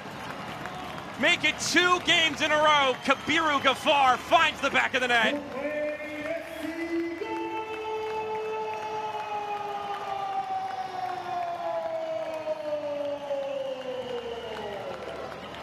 Just able to cut it by Amal Knight. A lot of reasons to be cheering today. If you're a fan of Fort Wayne, here's a look at the instant replay presented by Bowen Health, caring for the mental wellness of our community every day. And the smile says it all. That one touch to create the separation from his defender. And what a classy goal from Gafar. The outside of his foot beats his defender, knows that Knight is once again off of his line, transitioning back into his goal, hesitating to come out or not, and he buries it in the back of the net. Not only was this another transition goal for Fort Wayne to put in the back of the net, but like you said, Gafar, 2 for 2, 2 games, 2 goals, streaking down the line to put his team up 3-0. Fort Wayne FC goals are brought to you by All American Stores, celebrating every score with hometown pride right here in Fort Wayne. A lot of hometown pride being shown over there in the Hive, the smoke, the flags, and this time they got to get a front row seat to the goal as opposed to watching it on the other end. Lilian Recall once again on the stat sheet with an assist this time, and so a goal and assist for him tonight as well. It has been a game of attractive goals from Fort Wayne. And they have really stamped their marking on this match. And they've done it in a way that you know they're capable of, but sometimes even the devil you know is really tough to stop. And can Greenville capitalize here? This is going to be their fifth corner kick, of the match. They'll play this one short, so different approach from the others. Evans. Not quite the place where they were hoping, as Recall will once again just chop it out of play.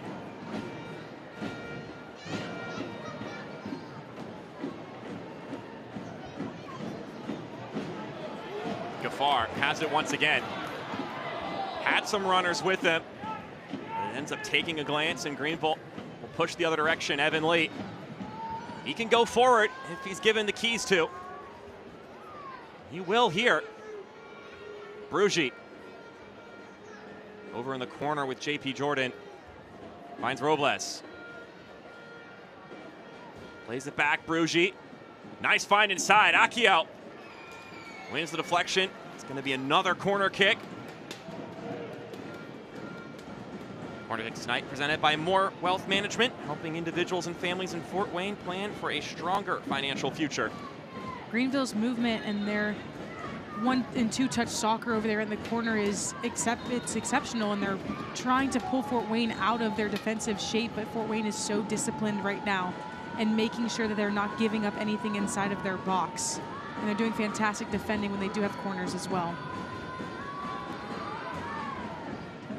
Ball swung in, nodded away. Brugi lifted up. Played back down.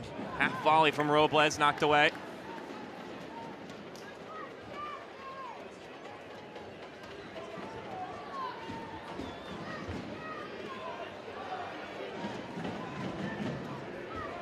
Brugi will cut it over to the left-hand side. Once again, combining there in the channel. It's a heavy touch. Was it kept in play? The ref says no. Can't watch the match? Turn on Sirius XM FC 157, North America's only 24/7 source for engaging soccer talk, including USL All Access. Plus hear live matches from the USL, MLS, Premier League, and more, all on Sirius XM FC 157 in the Sirius XM app. It's only about a month or so away from all the European leagues, including the Premier League, getting started again. Of course, the MLS back in action already.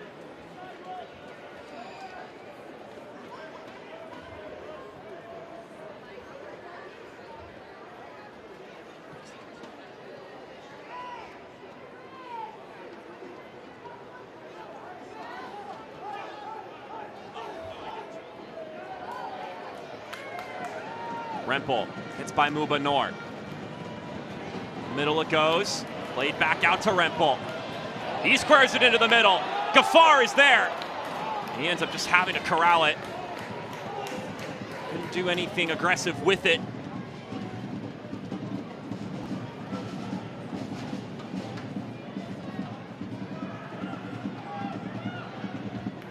Ends up rolling this one back to Reed Sproat.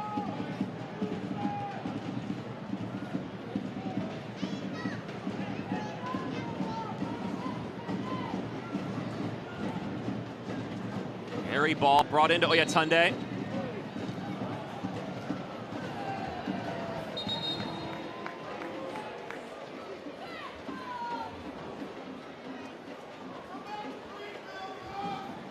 We're going to get some substitutions here for Greenville Triumph.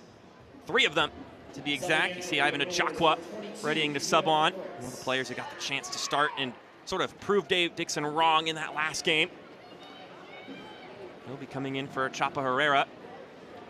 You also see Kimito Fritz subbing on for Muba Noor. And then last but not least, usually starting, Azad Liati will step on.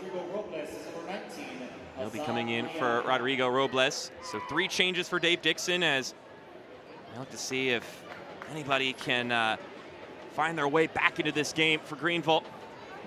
Kimito Fritz, though, subbing into this game. Fun little tie here. Played at UNC Greensboro, and they made a run in the NCAA tournament the last year he was playing there, and they beat Elon. They upset UVA. Then they ran into NC State, undone by Tay Healy, 2-0. So, not the first time Fritz and Healy have shared the pitch together in a pretty competitive match. Healy just gets that one ahead. Knight, get up, boot it away. 2-0 was that final, the Wolfpack victorious, as they made run all the way to the Final Four, the College Cup. So Healy, of course, really making a name for himself in that tournament, just rattling goals game after game.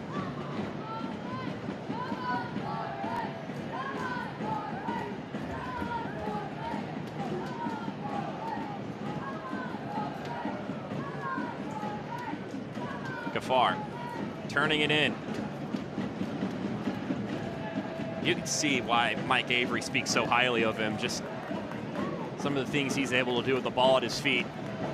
And he seems like such an unselfish player. He's working inside and outside when they are on the ball, when they're off the ball. He's come into the midfield on the opposite side of the pitch than what he's quote-unquote playing on, but really just trying to facilitate the possession for his team.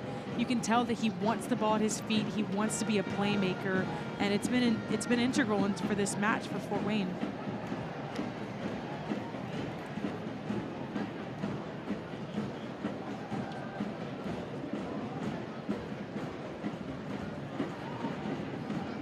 This one will be shot well off target. Well, that was intended to be a shot or a cross, either way. Inaccuracy is the descriptor as we get 3 more changes this time for Fort Wayne. So Take Healy and Kimito Fritz won't share the pitch for very long. He's now out, and Jeremy Garay will take his place. On top of that, Anthony Hernandez will step onto the pitch for JP Jordan. And last but not least, Clarence Abudor will sub in for his UCF former teammate in Lilian Ricol, who had himself quite the night. A goal, an assist.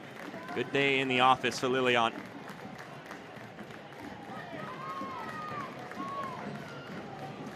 And Abudor will sub into this game, and he's another player that kind of fits into that Ryan Betcher mold as far as their position on this team right now, which is that he's a really class player. Mike Avery's been telling us about him. He comes in and he contributes off the bench, but his most natural role is as that number 10, and Take Healy has just been on a burner, so you can't take him out. Hard problems to have if you are Mike Avery, but I think when they put Clarence in this match, Ryan might go higher up the pitch a little bit to play in that 9 role, and Clarence dropped back down into the 10 with Jeremy Oyatunde and Gafar there in that midfield 4. Really just seeing the pairings of everyone together. This one given away loosely. Rugi trying to flash that one to Akio. Wasn't to be there. USL Championship and League One are on CBS Sports and ESPN platforms all season long. Catch live matches and expert analysis every day. CBS Sports Golazo Network, which is what you're watching right now, by the way, and ESPN Plus. Go to USLChampionship.com or USLLeague1.com for the complete USL TV listings.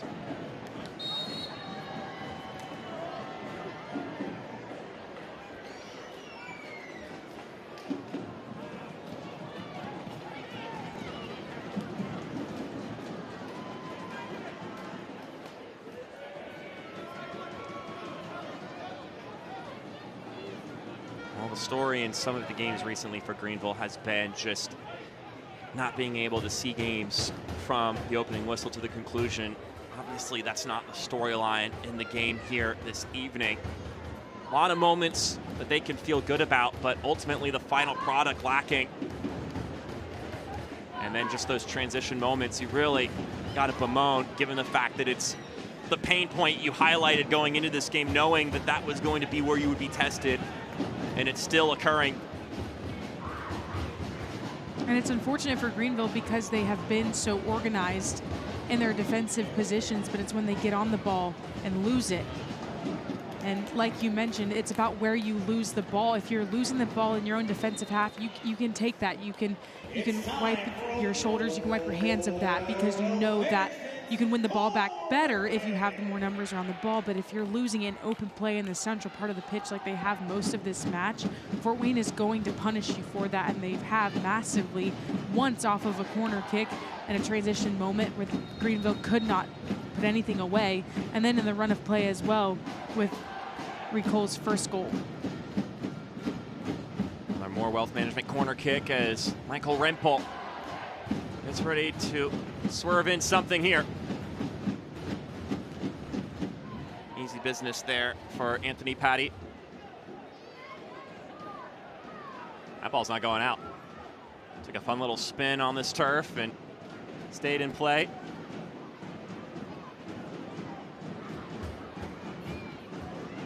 Fort Wayne, though, very much apt on bouncing back after 2 results that didn't go their way over this week. Mentioned a little bit about the gap that they see between them and teams like One Knoxville and maybe Union Omaha. You can lump into that category. Is Awaldor rushing forward.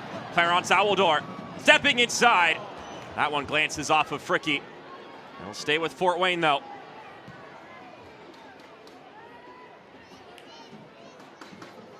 Liotti in the other direction.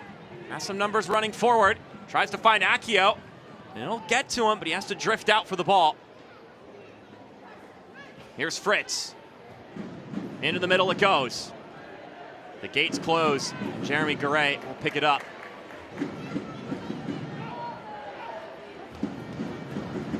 And he asked Mike Avery about how he would grade some of the different moments and sections of the team.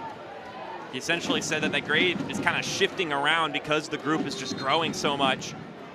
But he mentioned that game against One Knoxville was a particularly important game because it was their first in-person look at Knoxville, a team that are the reigning champions of the league, so it's a chance to sort of measure yourself up to them. And he says they're ahead of us, but they aren't that far off, and the bridge to that gap is just in the details. And I think they've been pretty good about the details in the game here this evening, especially given the fact that Greenville have been the ones that have been more of the aggressors in the match, really, despite the scoreline.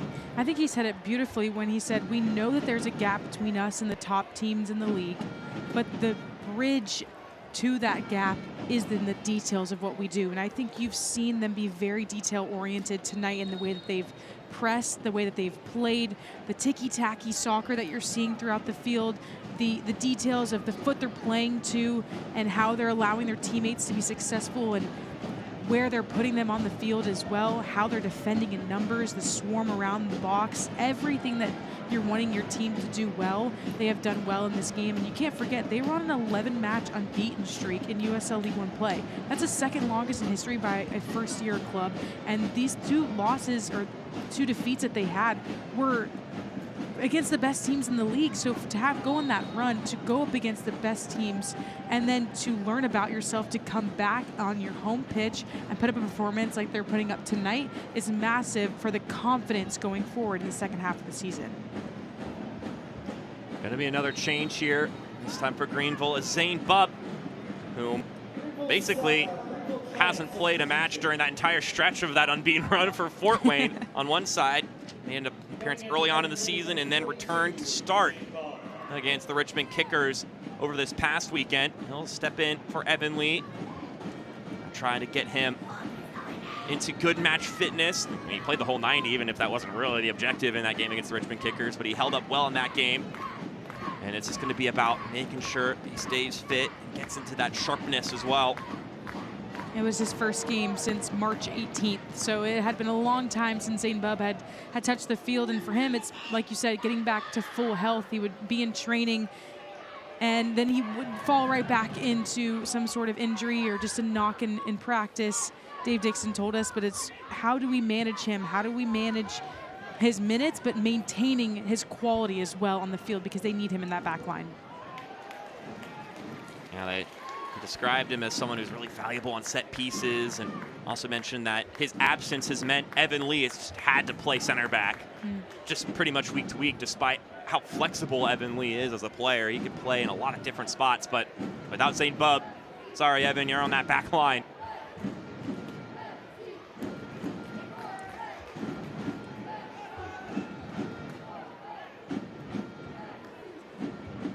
So those kind of reinforcements coming back that are going to be super helpful for Greenville Triumph as this season rolls along. They still have a lot of games to play. Over half of their games have some games in hand. Of course, you've got to do something with those games in order for them to be valuable. But as you get players back to health, it gives you more of that flexibility in preparation for a match where you can make some tweaks to personnel and attack a game in a different way, knowing the matchup. Dave Dixon's eagerly anticipating that. And a guy like Zane Bubb being back in the fixture is going to lend itself to more of that ability to adapt. As we get another change here, Oyatunde will come off and Jack Thomas will sub in.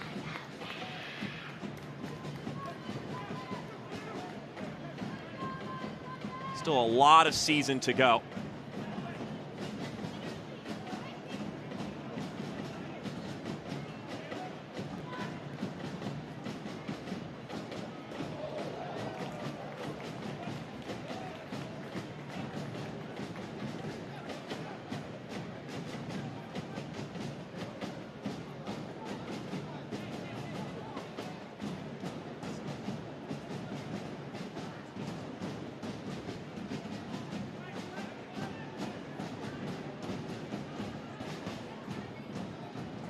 Here's Michael Rempel.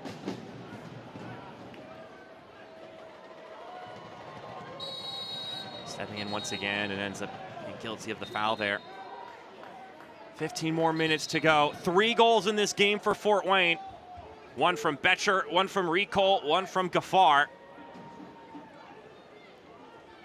And all 3 goals, quality in some different ways. You have the set piece excellence, you have the heads-up execution from Lilian Recol, and then Kabir Gaffar making a great run down the pitch, basically going the entirety of the pitch and then able to parry it around all night. I really think it's been a complete team performance by Fort Wayne. 3 different goal scorers. Fantastic defensive shift they've put in to keep this a clean sheet, not only with the back line, but the numbers in front of them who have done so well to put themselves positioning wise, and then on the transition, they've used it to their advantage. Taking pride in all parts of the pitch. You see Rempel right there going to ground just to poke that one away. I think he's put in an absolute night on this left side. Abudor finds Jack Thomas. He's got a pocket around him. Sends it forward for Betcher, and the flag pops up. Feels like the moment Fort Wayne has the chance to rush forward, they are just working with acres. Jack Thomas was all by himself in the middle of the pitch. Felt like he could have taken 1 or 2 more touches forward, drawn a defender, and then slipped Betcher in there. Because nobody was stepping in from Greenville, there were tons of green grass in front of him. I think that's a big thing that every team is having to adapt to when they play at this pitch as well. Is this is a pretty sizable pitch comparatively to some of the others in USL League One, and it was something Dave Dixon mentioned. He didn't want this game to get stretched. He mentioned that the shorter metrics of the field at GE Vernova Park are beneficial for them, but in the same way, the larger pitch is very much beneficial to Fort Wayne here as they play their home matches. It lends itself to that long style that they like to play with at times, especially in transition. And at this point, they're comfortable with those metrics, and they don't even have to think about the space around them. They just innately understand it. This one serviced inside and somehow didn't bounce over the line. Get a physics expert on that one. A wry smile from Bert Shipman. He knew he'd been beat. But the ball is just bouncing Fort Wayne's way tonight.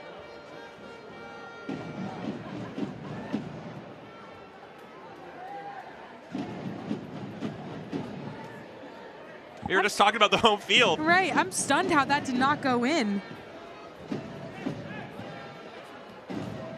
I think this turf has a little bit of a mind of its own, and it's partial to the autumn gold and black. I mean, no League One team is yet to best Fort Wayne here at this venue. And it's the quality of the team. Any other factors you could account for? You know, obviously winning in League One on the road is always difficult. But perhaps there's even more powers at play here.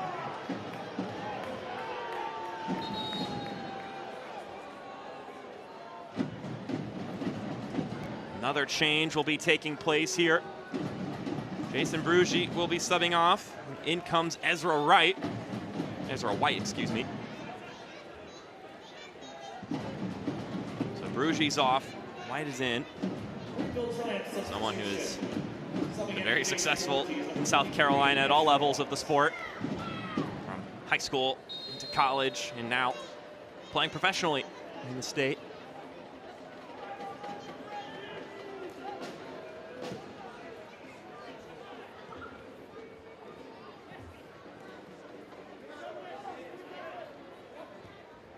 Liati has that jabbed away by Diash.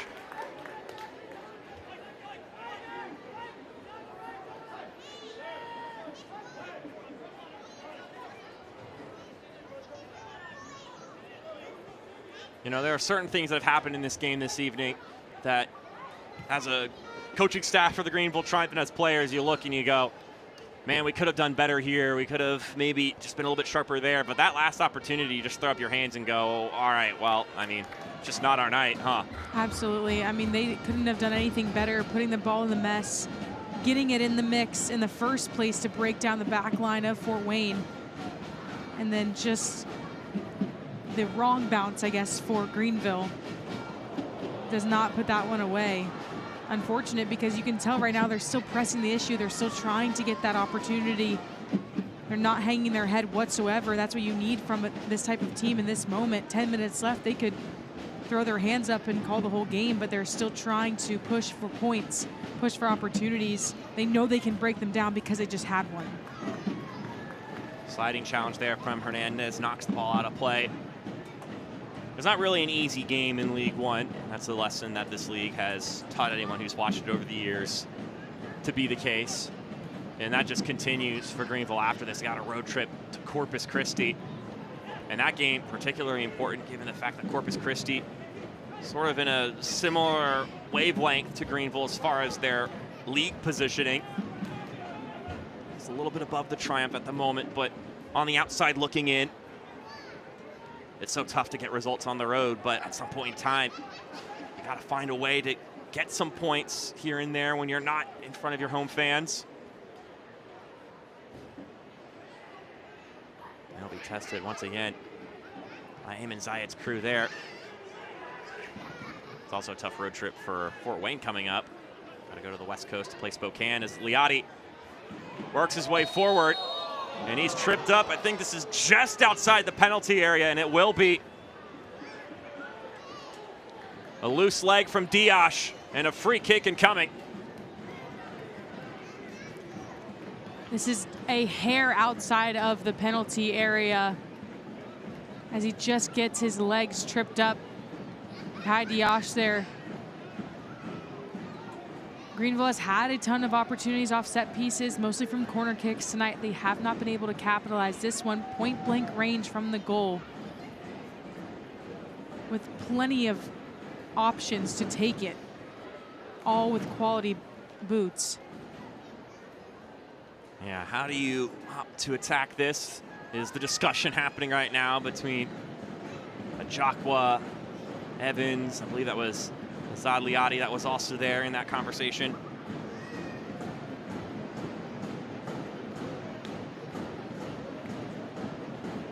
Lots of scheming, determining. I could go there, or maybe I could tap it here, then you can do that.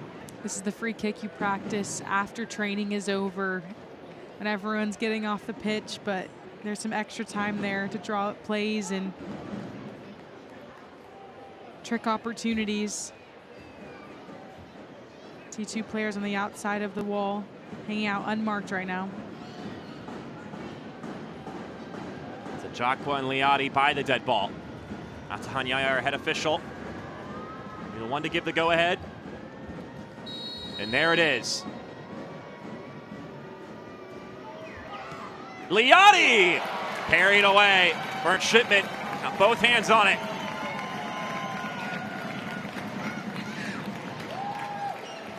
Determined to keep this one 0-0. Goes right-footed on the outside of the wall. But Shipman says absolutely not. Wants the clean sheet and gets right back to business for the corner kick.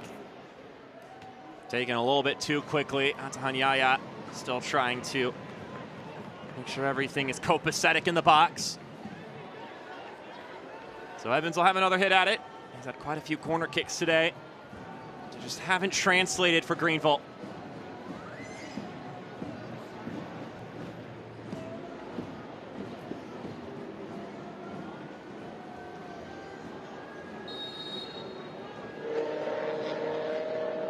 Evans falls down, and Jack Thomas can knock it out of play. He goes down, clutching his leg, but play will go on. Kabiru Ghaffar once again running. Blows by one defender. Lifts this one up for Awudor. He'll take it one time. It's ambitious, and it sails over top.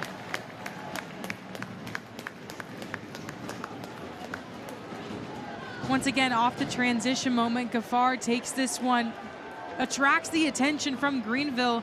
Clarence was running the entire way, and I love the confidence that he takes from this ball over the top. Half volley, a beautiful strike, just didn't dip down when he needed it to. Just trying to smash that one. Aliati will bounce that one off the turf and ends up going behind either target.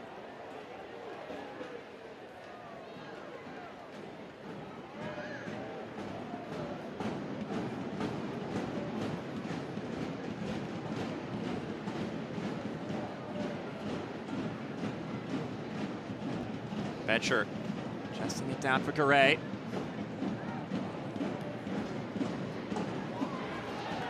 Thomas.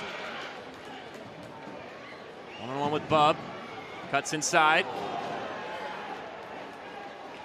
As those two sort of bounced away from the ball as they collided, it was Thomas who was closer and was able to help Fort Wayne keep possession. You see some of these players stepping up, the likes of Kabiru Ghaffar or Emerson Nieto earlier on in the game, who got the start. Awudor takes some minutes here as well. These players have all had the chance to step up and have a say, be composed in stressful moments, including in that last game where they go down a man in the opening stages of the match. Yeah, by the way, Javier Armas, not a participant in this game, due to red card suspension, and it's 3-0. So they've been able to make things happen even when a player is down with injury or is suspended or you got schedule congestion. And this ball will be lofted in. Ends up going over the head of Liati. And Mike Aver's mentioning that roster inconsistency kind of forced our hand early on in the season, but now it's serving us because when we get into bind like we did in that game on Wednesday, no one's making their pro debut. They've had to adapt.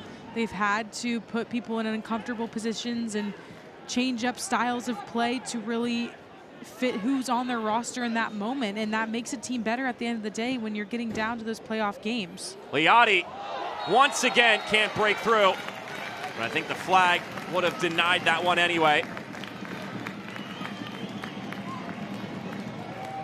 But when you have a team that has gone through so much adversity throughout a season, excuse me, when you get to the end, you have players, like you said, that nobody's going to be making their debut at the end of the season. When we need to plug somebody in, we can just have players on the roster who have been through it all, who have had minutes throughout the season and are ready for those battle-tested moments.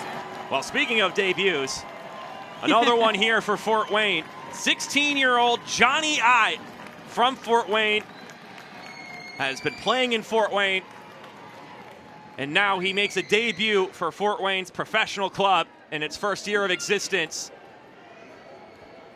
On an academy contract, was announced last week. Now gets to represent his hometown. It's a special night when you get to do that. He is the youngest player on this roster, which of course means this is the youngest debut at a professional match for a player on this roster.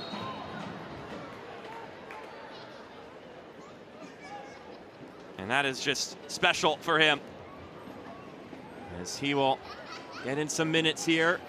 Greenville will push forward, lifting it up. Liati, it's cleared away by Rempel.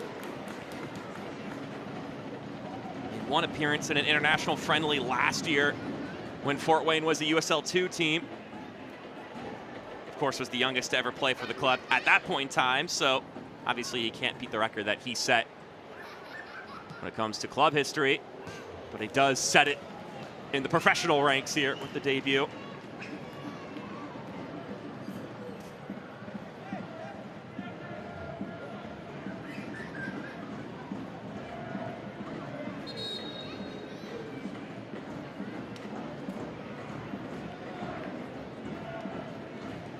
It's been a little bit of everything good for Fort Wayne in this match. Get some debuts, you get some nice goals. Some good saves as well. Shipman has really kept them in this game. We could have goal and save of the week in one game.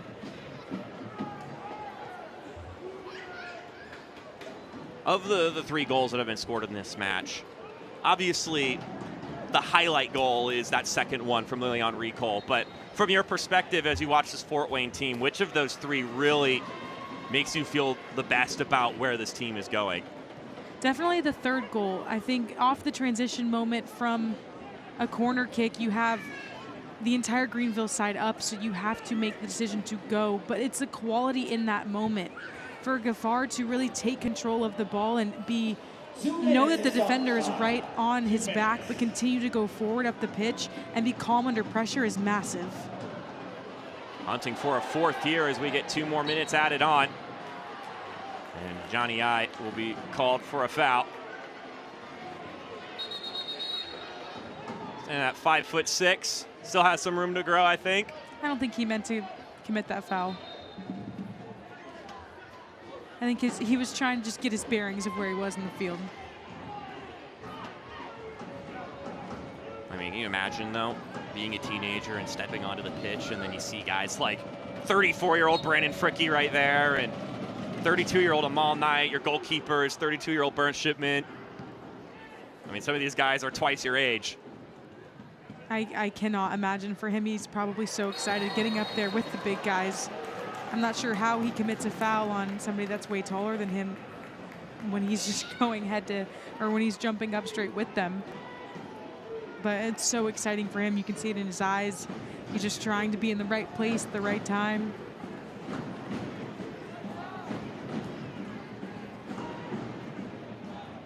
This one sent into the middle. Laid back, but Abudor reads the moment. And now he'll try to flash for one more go for Fort Wayne. Trying to thread the needle, get Thomas running. Knight launching it up the pitch. Ooh, hefty collision there. Jacqua will be given a yellow card. Somehow it went the entirety of the second half without one of those up to this point, after we had a handful of them in the first half.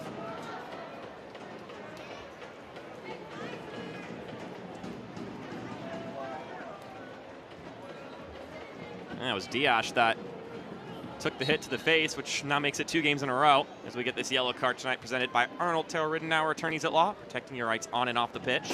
No fear by Diash, though, who just got stitches in his face right after their game, their last match.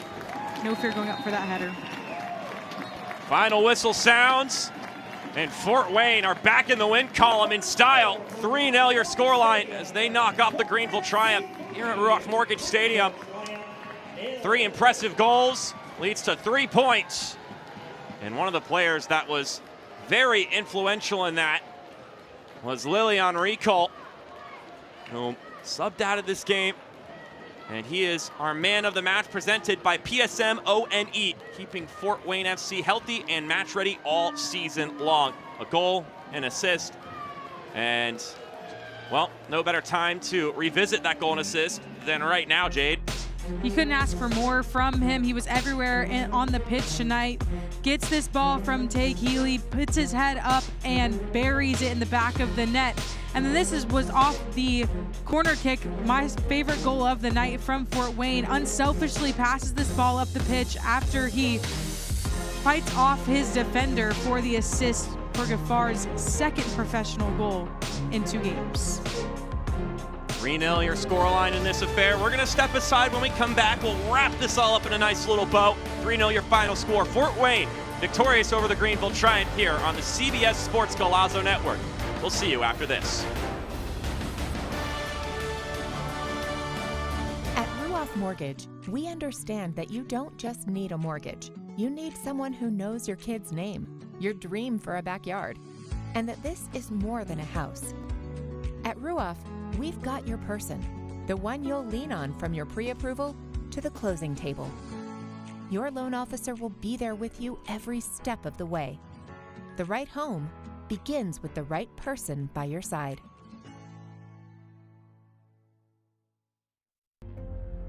When injury happens, it can be devastating, not just for the athlete, but their entire family.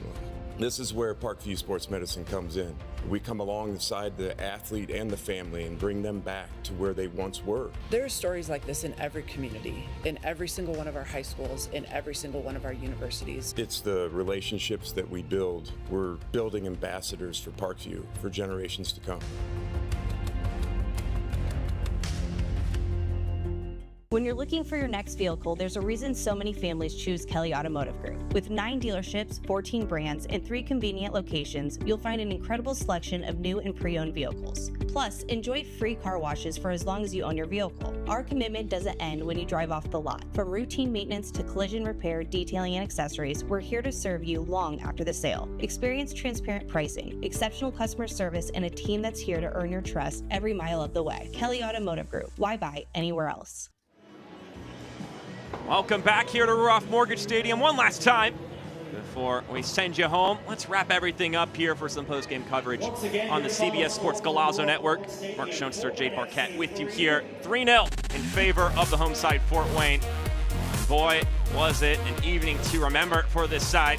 Coming off of back-to-back losses, they were able to put that really in the rear view here. They wanted to come back on their home pitch and make a statement, and they did. This ball in from Michael Rempel, beautifully placed on a platter for Ryan Betcher to start this thing off 1-0. And then it was this transition goal that really set the pace for Fort Wayne. Take Healy to Lilian Rico, just chips him all night, who was off of his line, lights this thing on fire. And then we go into the half.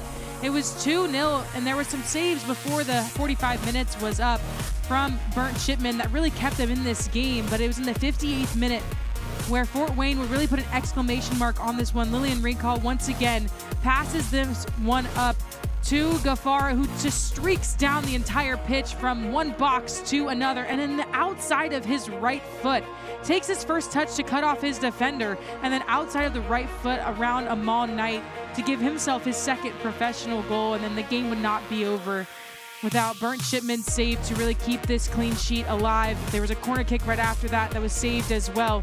But this one around the wall, he kept his eyes on it the entire way and kept himself a clean sheet with the back line as well. And Fort Wayne just put a complete shift in here.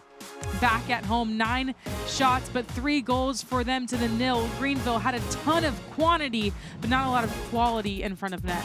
Burnt Shipman with his 7th clean sheet in league play this season, which now puts him all by himself at the top of the League One standings. Johan Gary Bay and One Oxel having conceded 3 against AV Alta this evening. So it'll be Burnt Shipman all by himself in that role as these two teams now turn their attention to road trips next weekend. Greenville are going on the road to Texas to play Corpus Christi. Fort Wayne are going even further out west to play Spokane. Well, this is where our show will end here on the CBS Sports Golazo Network. For our entire broadcasting crew, Jade Parquette, I'm Mark Schoenster. We appreciate you watching. We hope you had as much fun as we did. Until next time here, 3-0 your final score. Fort Wayne FC victorious in this first ever clash between them and the Greenville Triumph. Have a good night, and we will see you next time.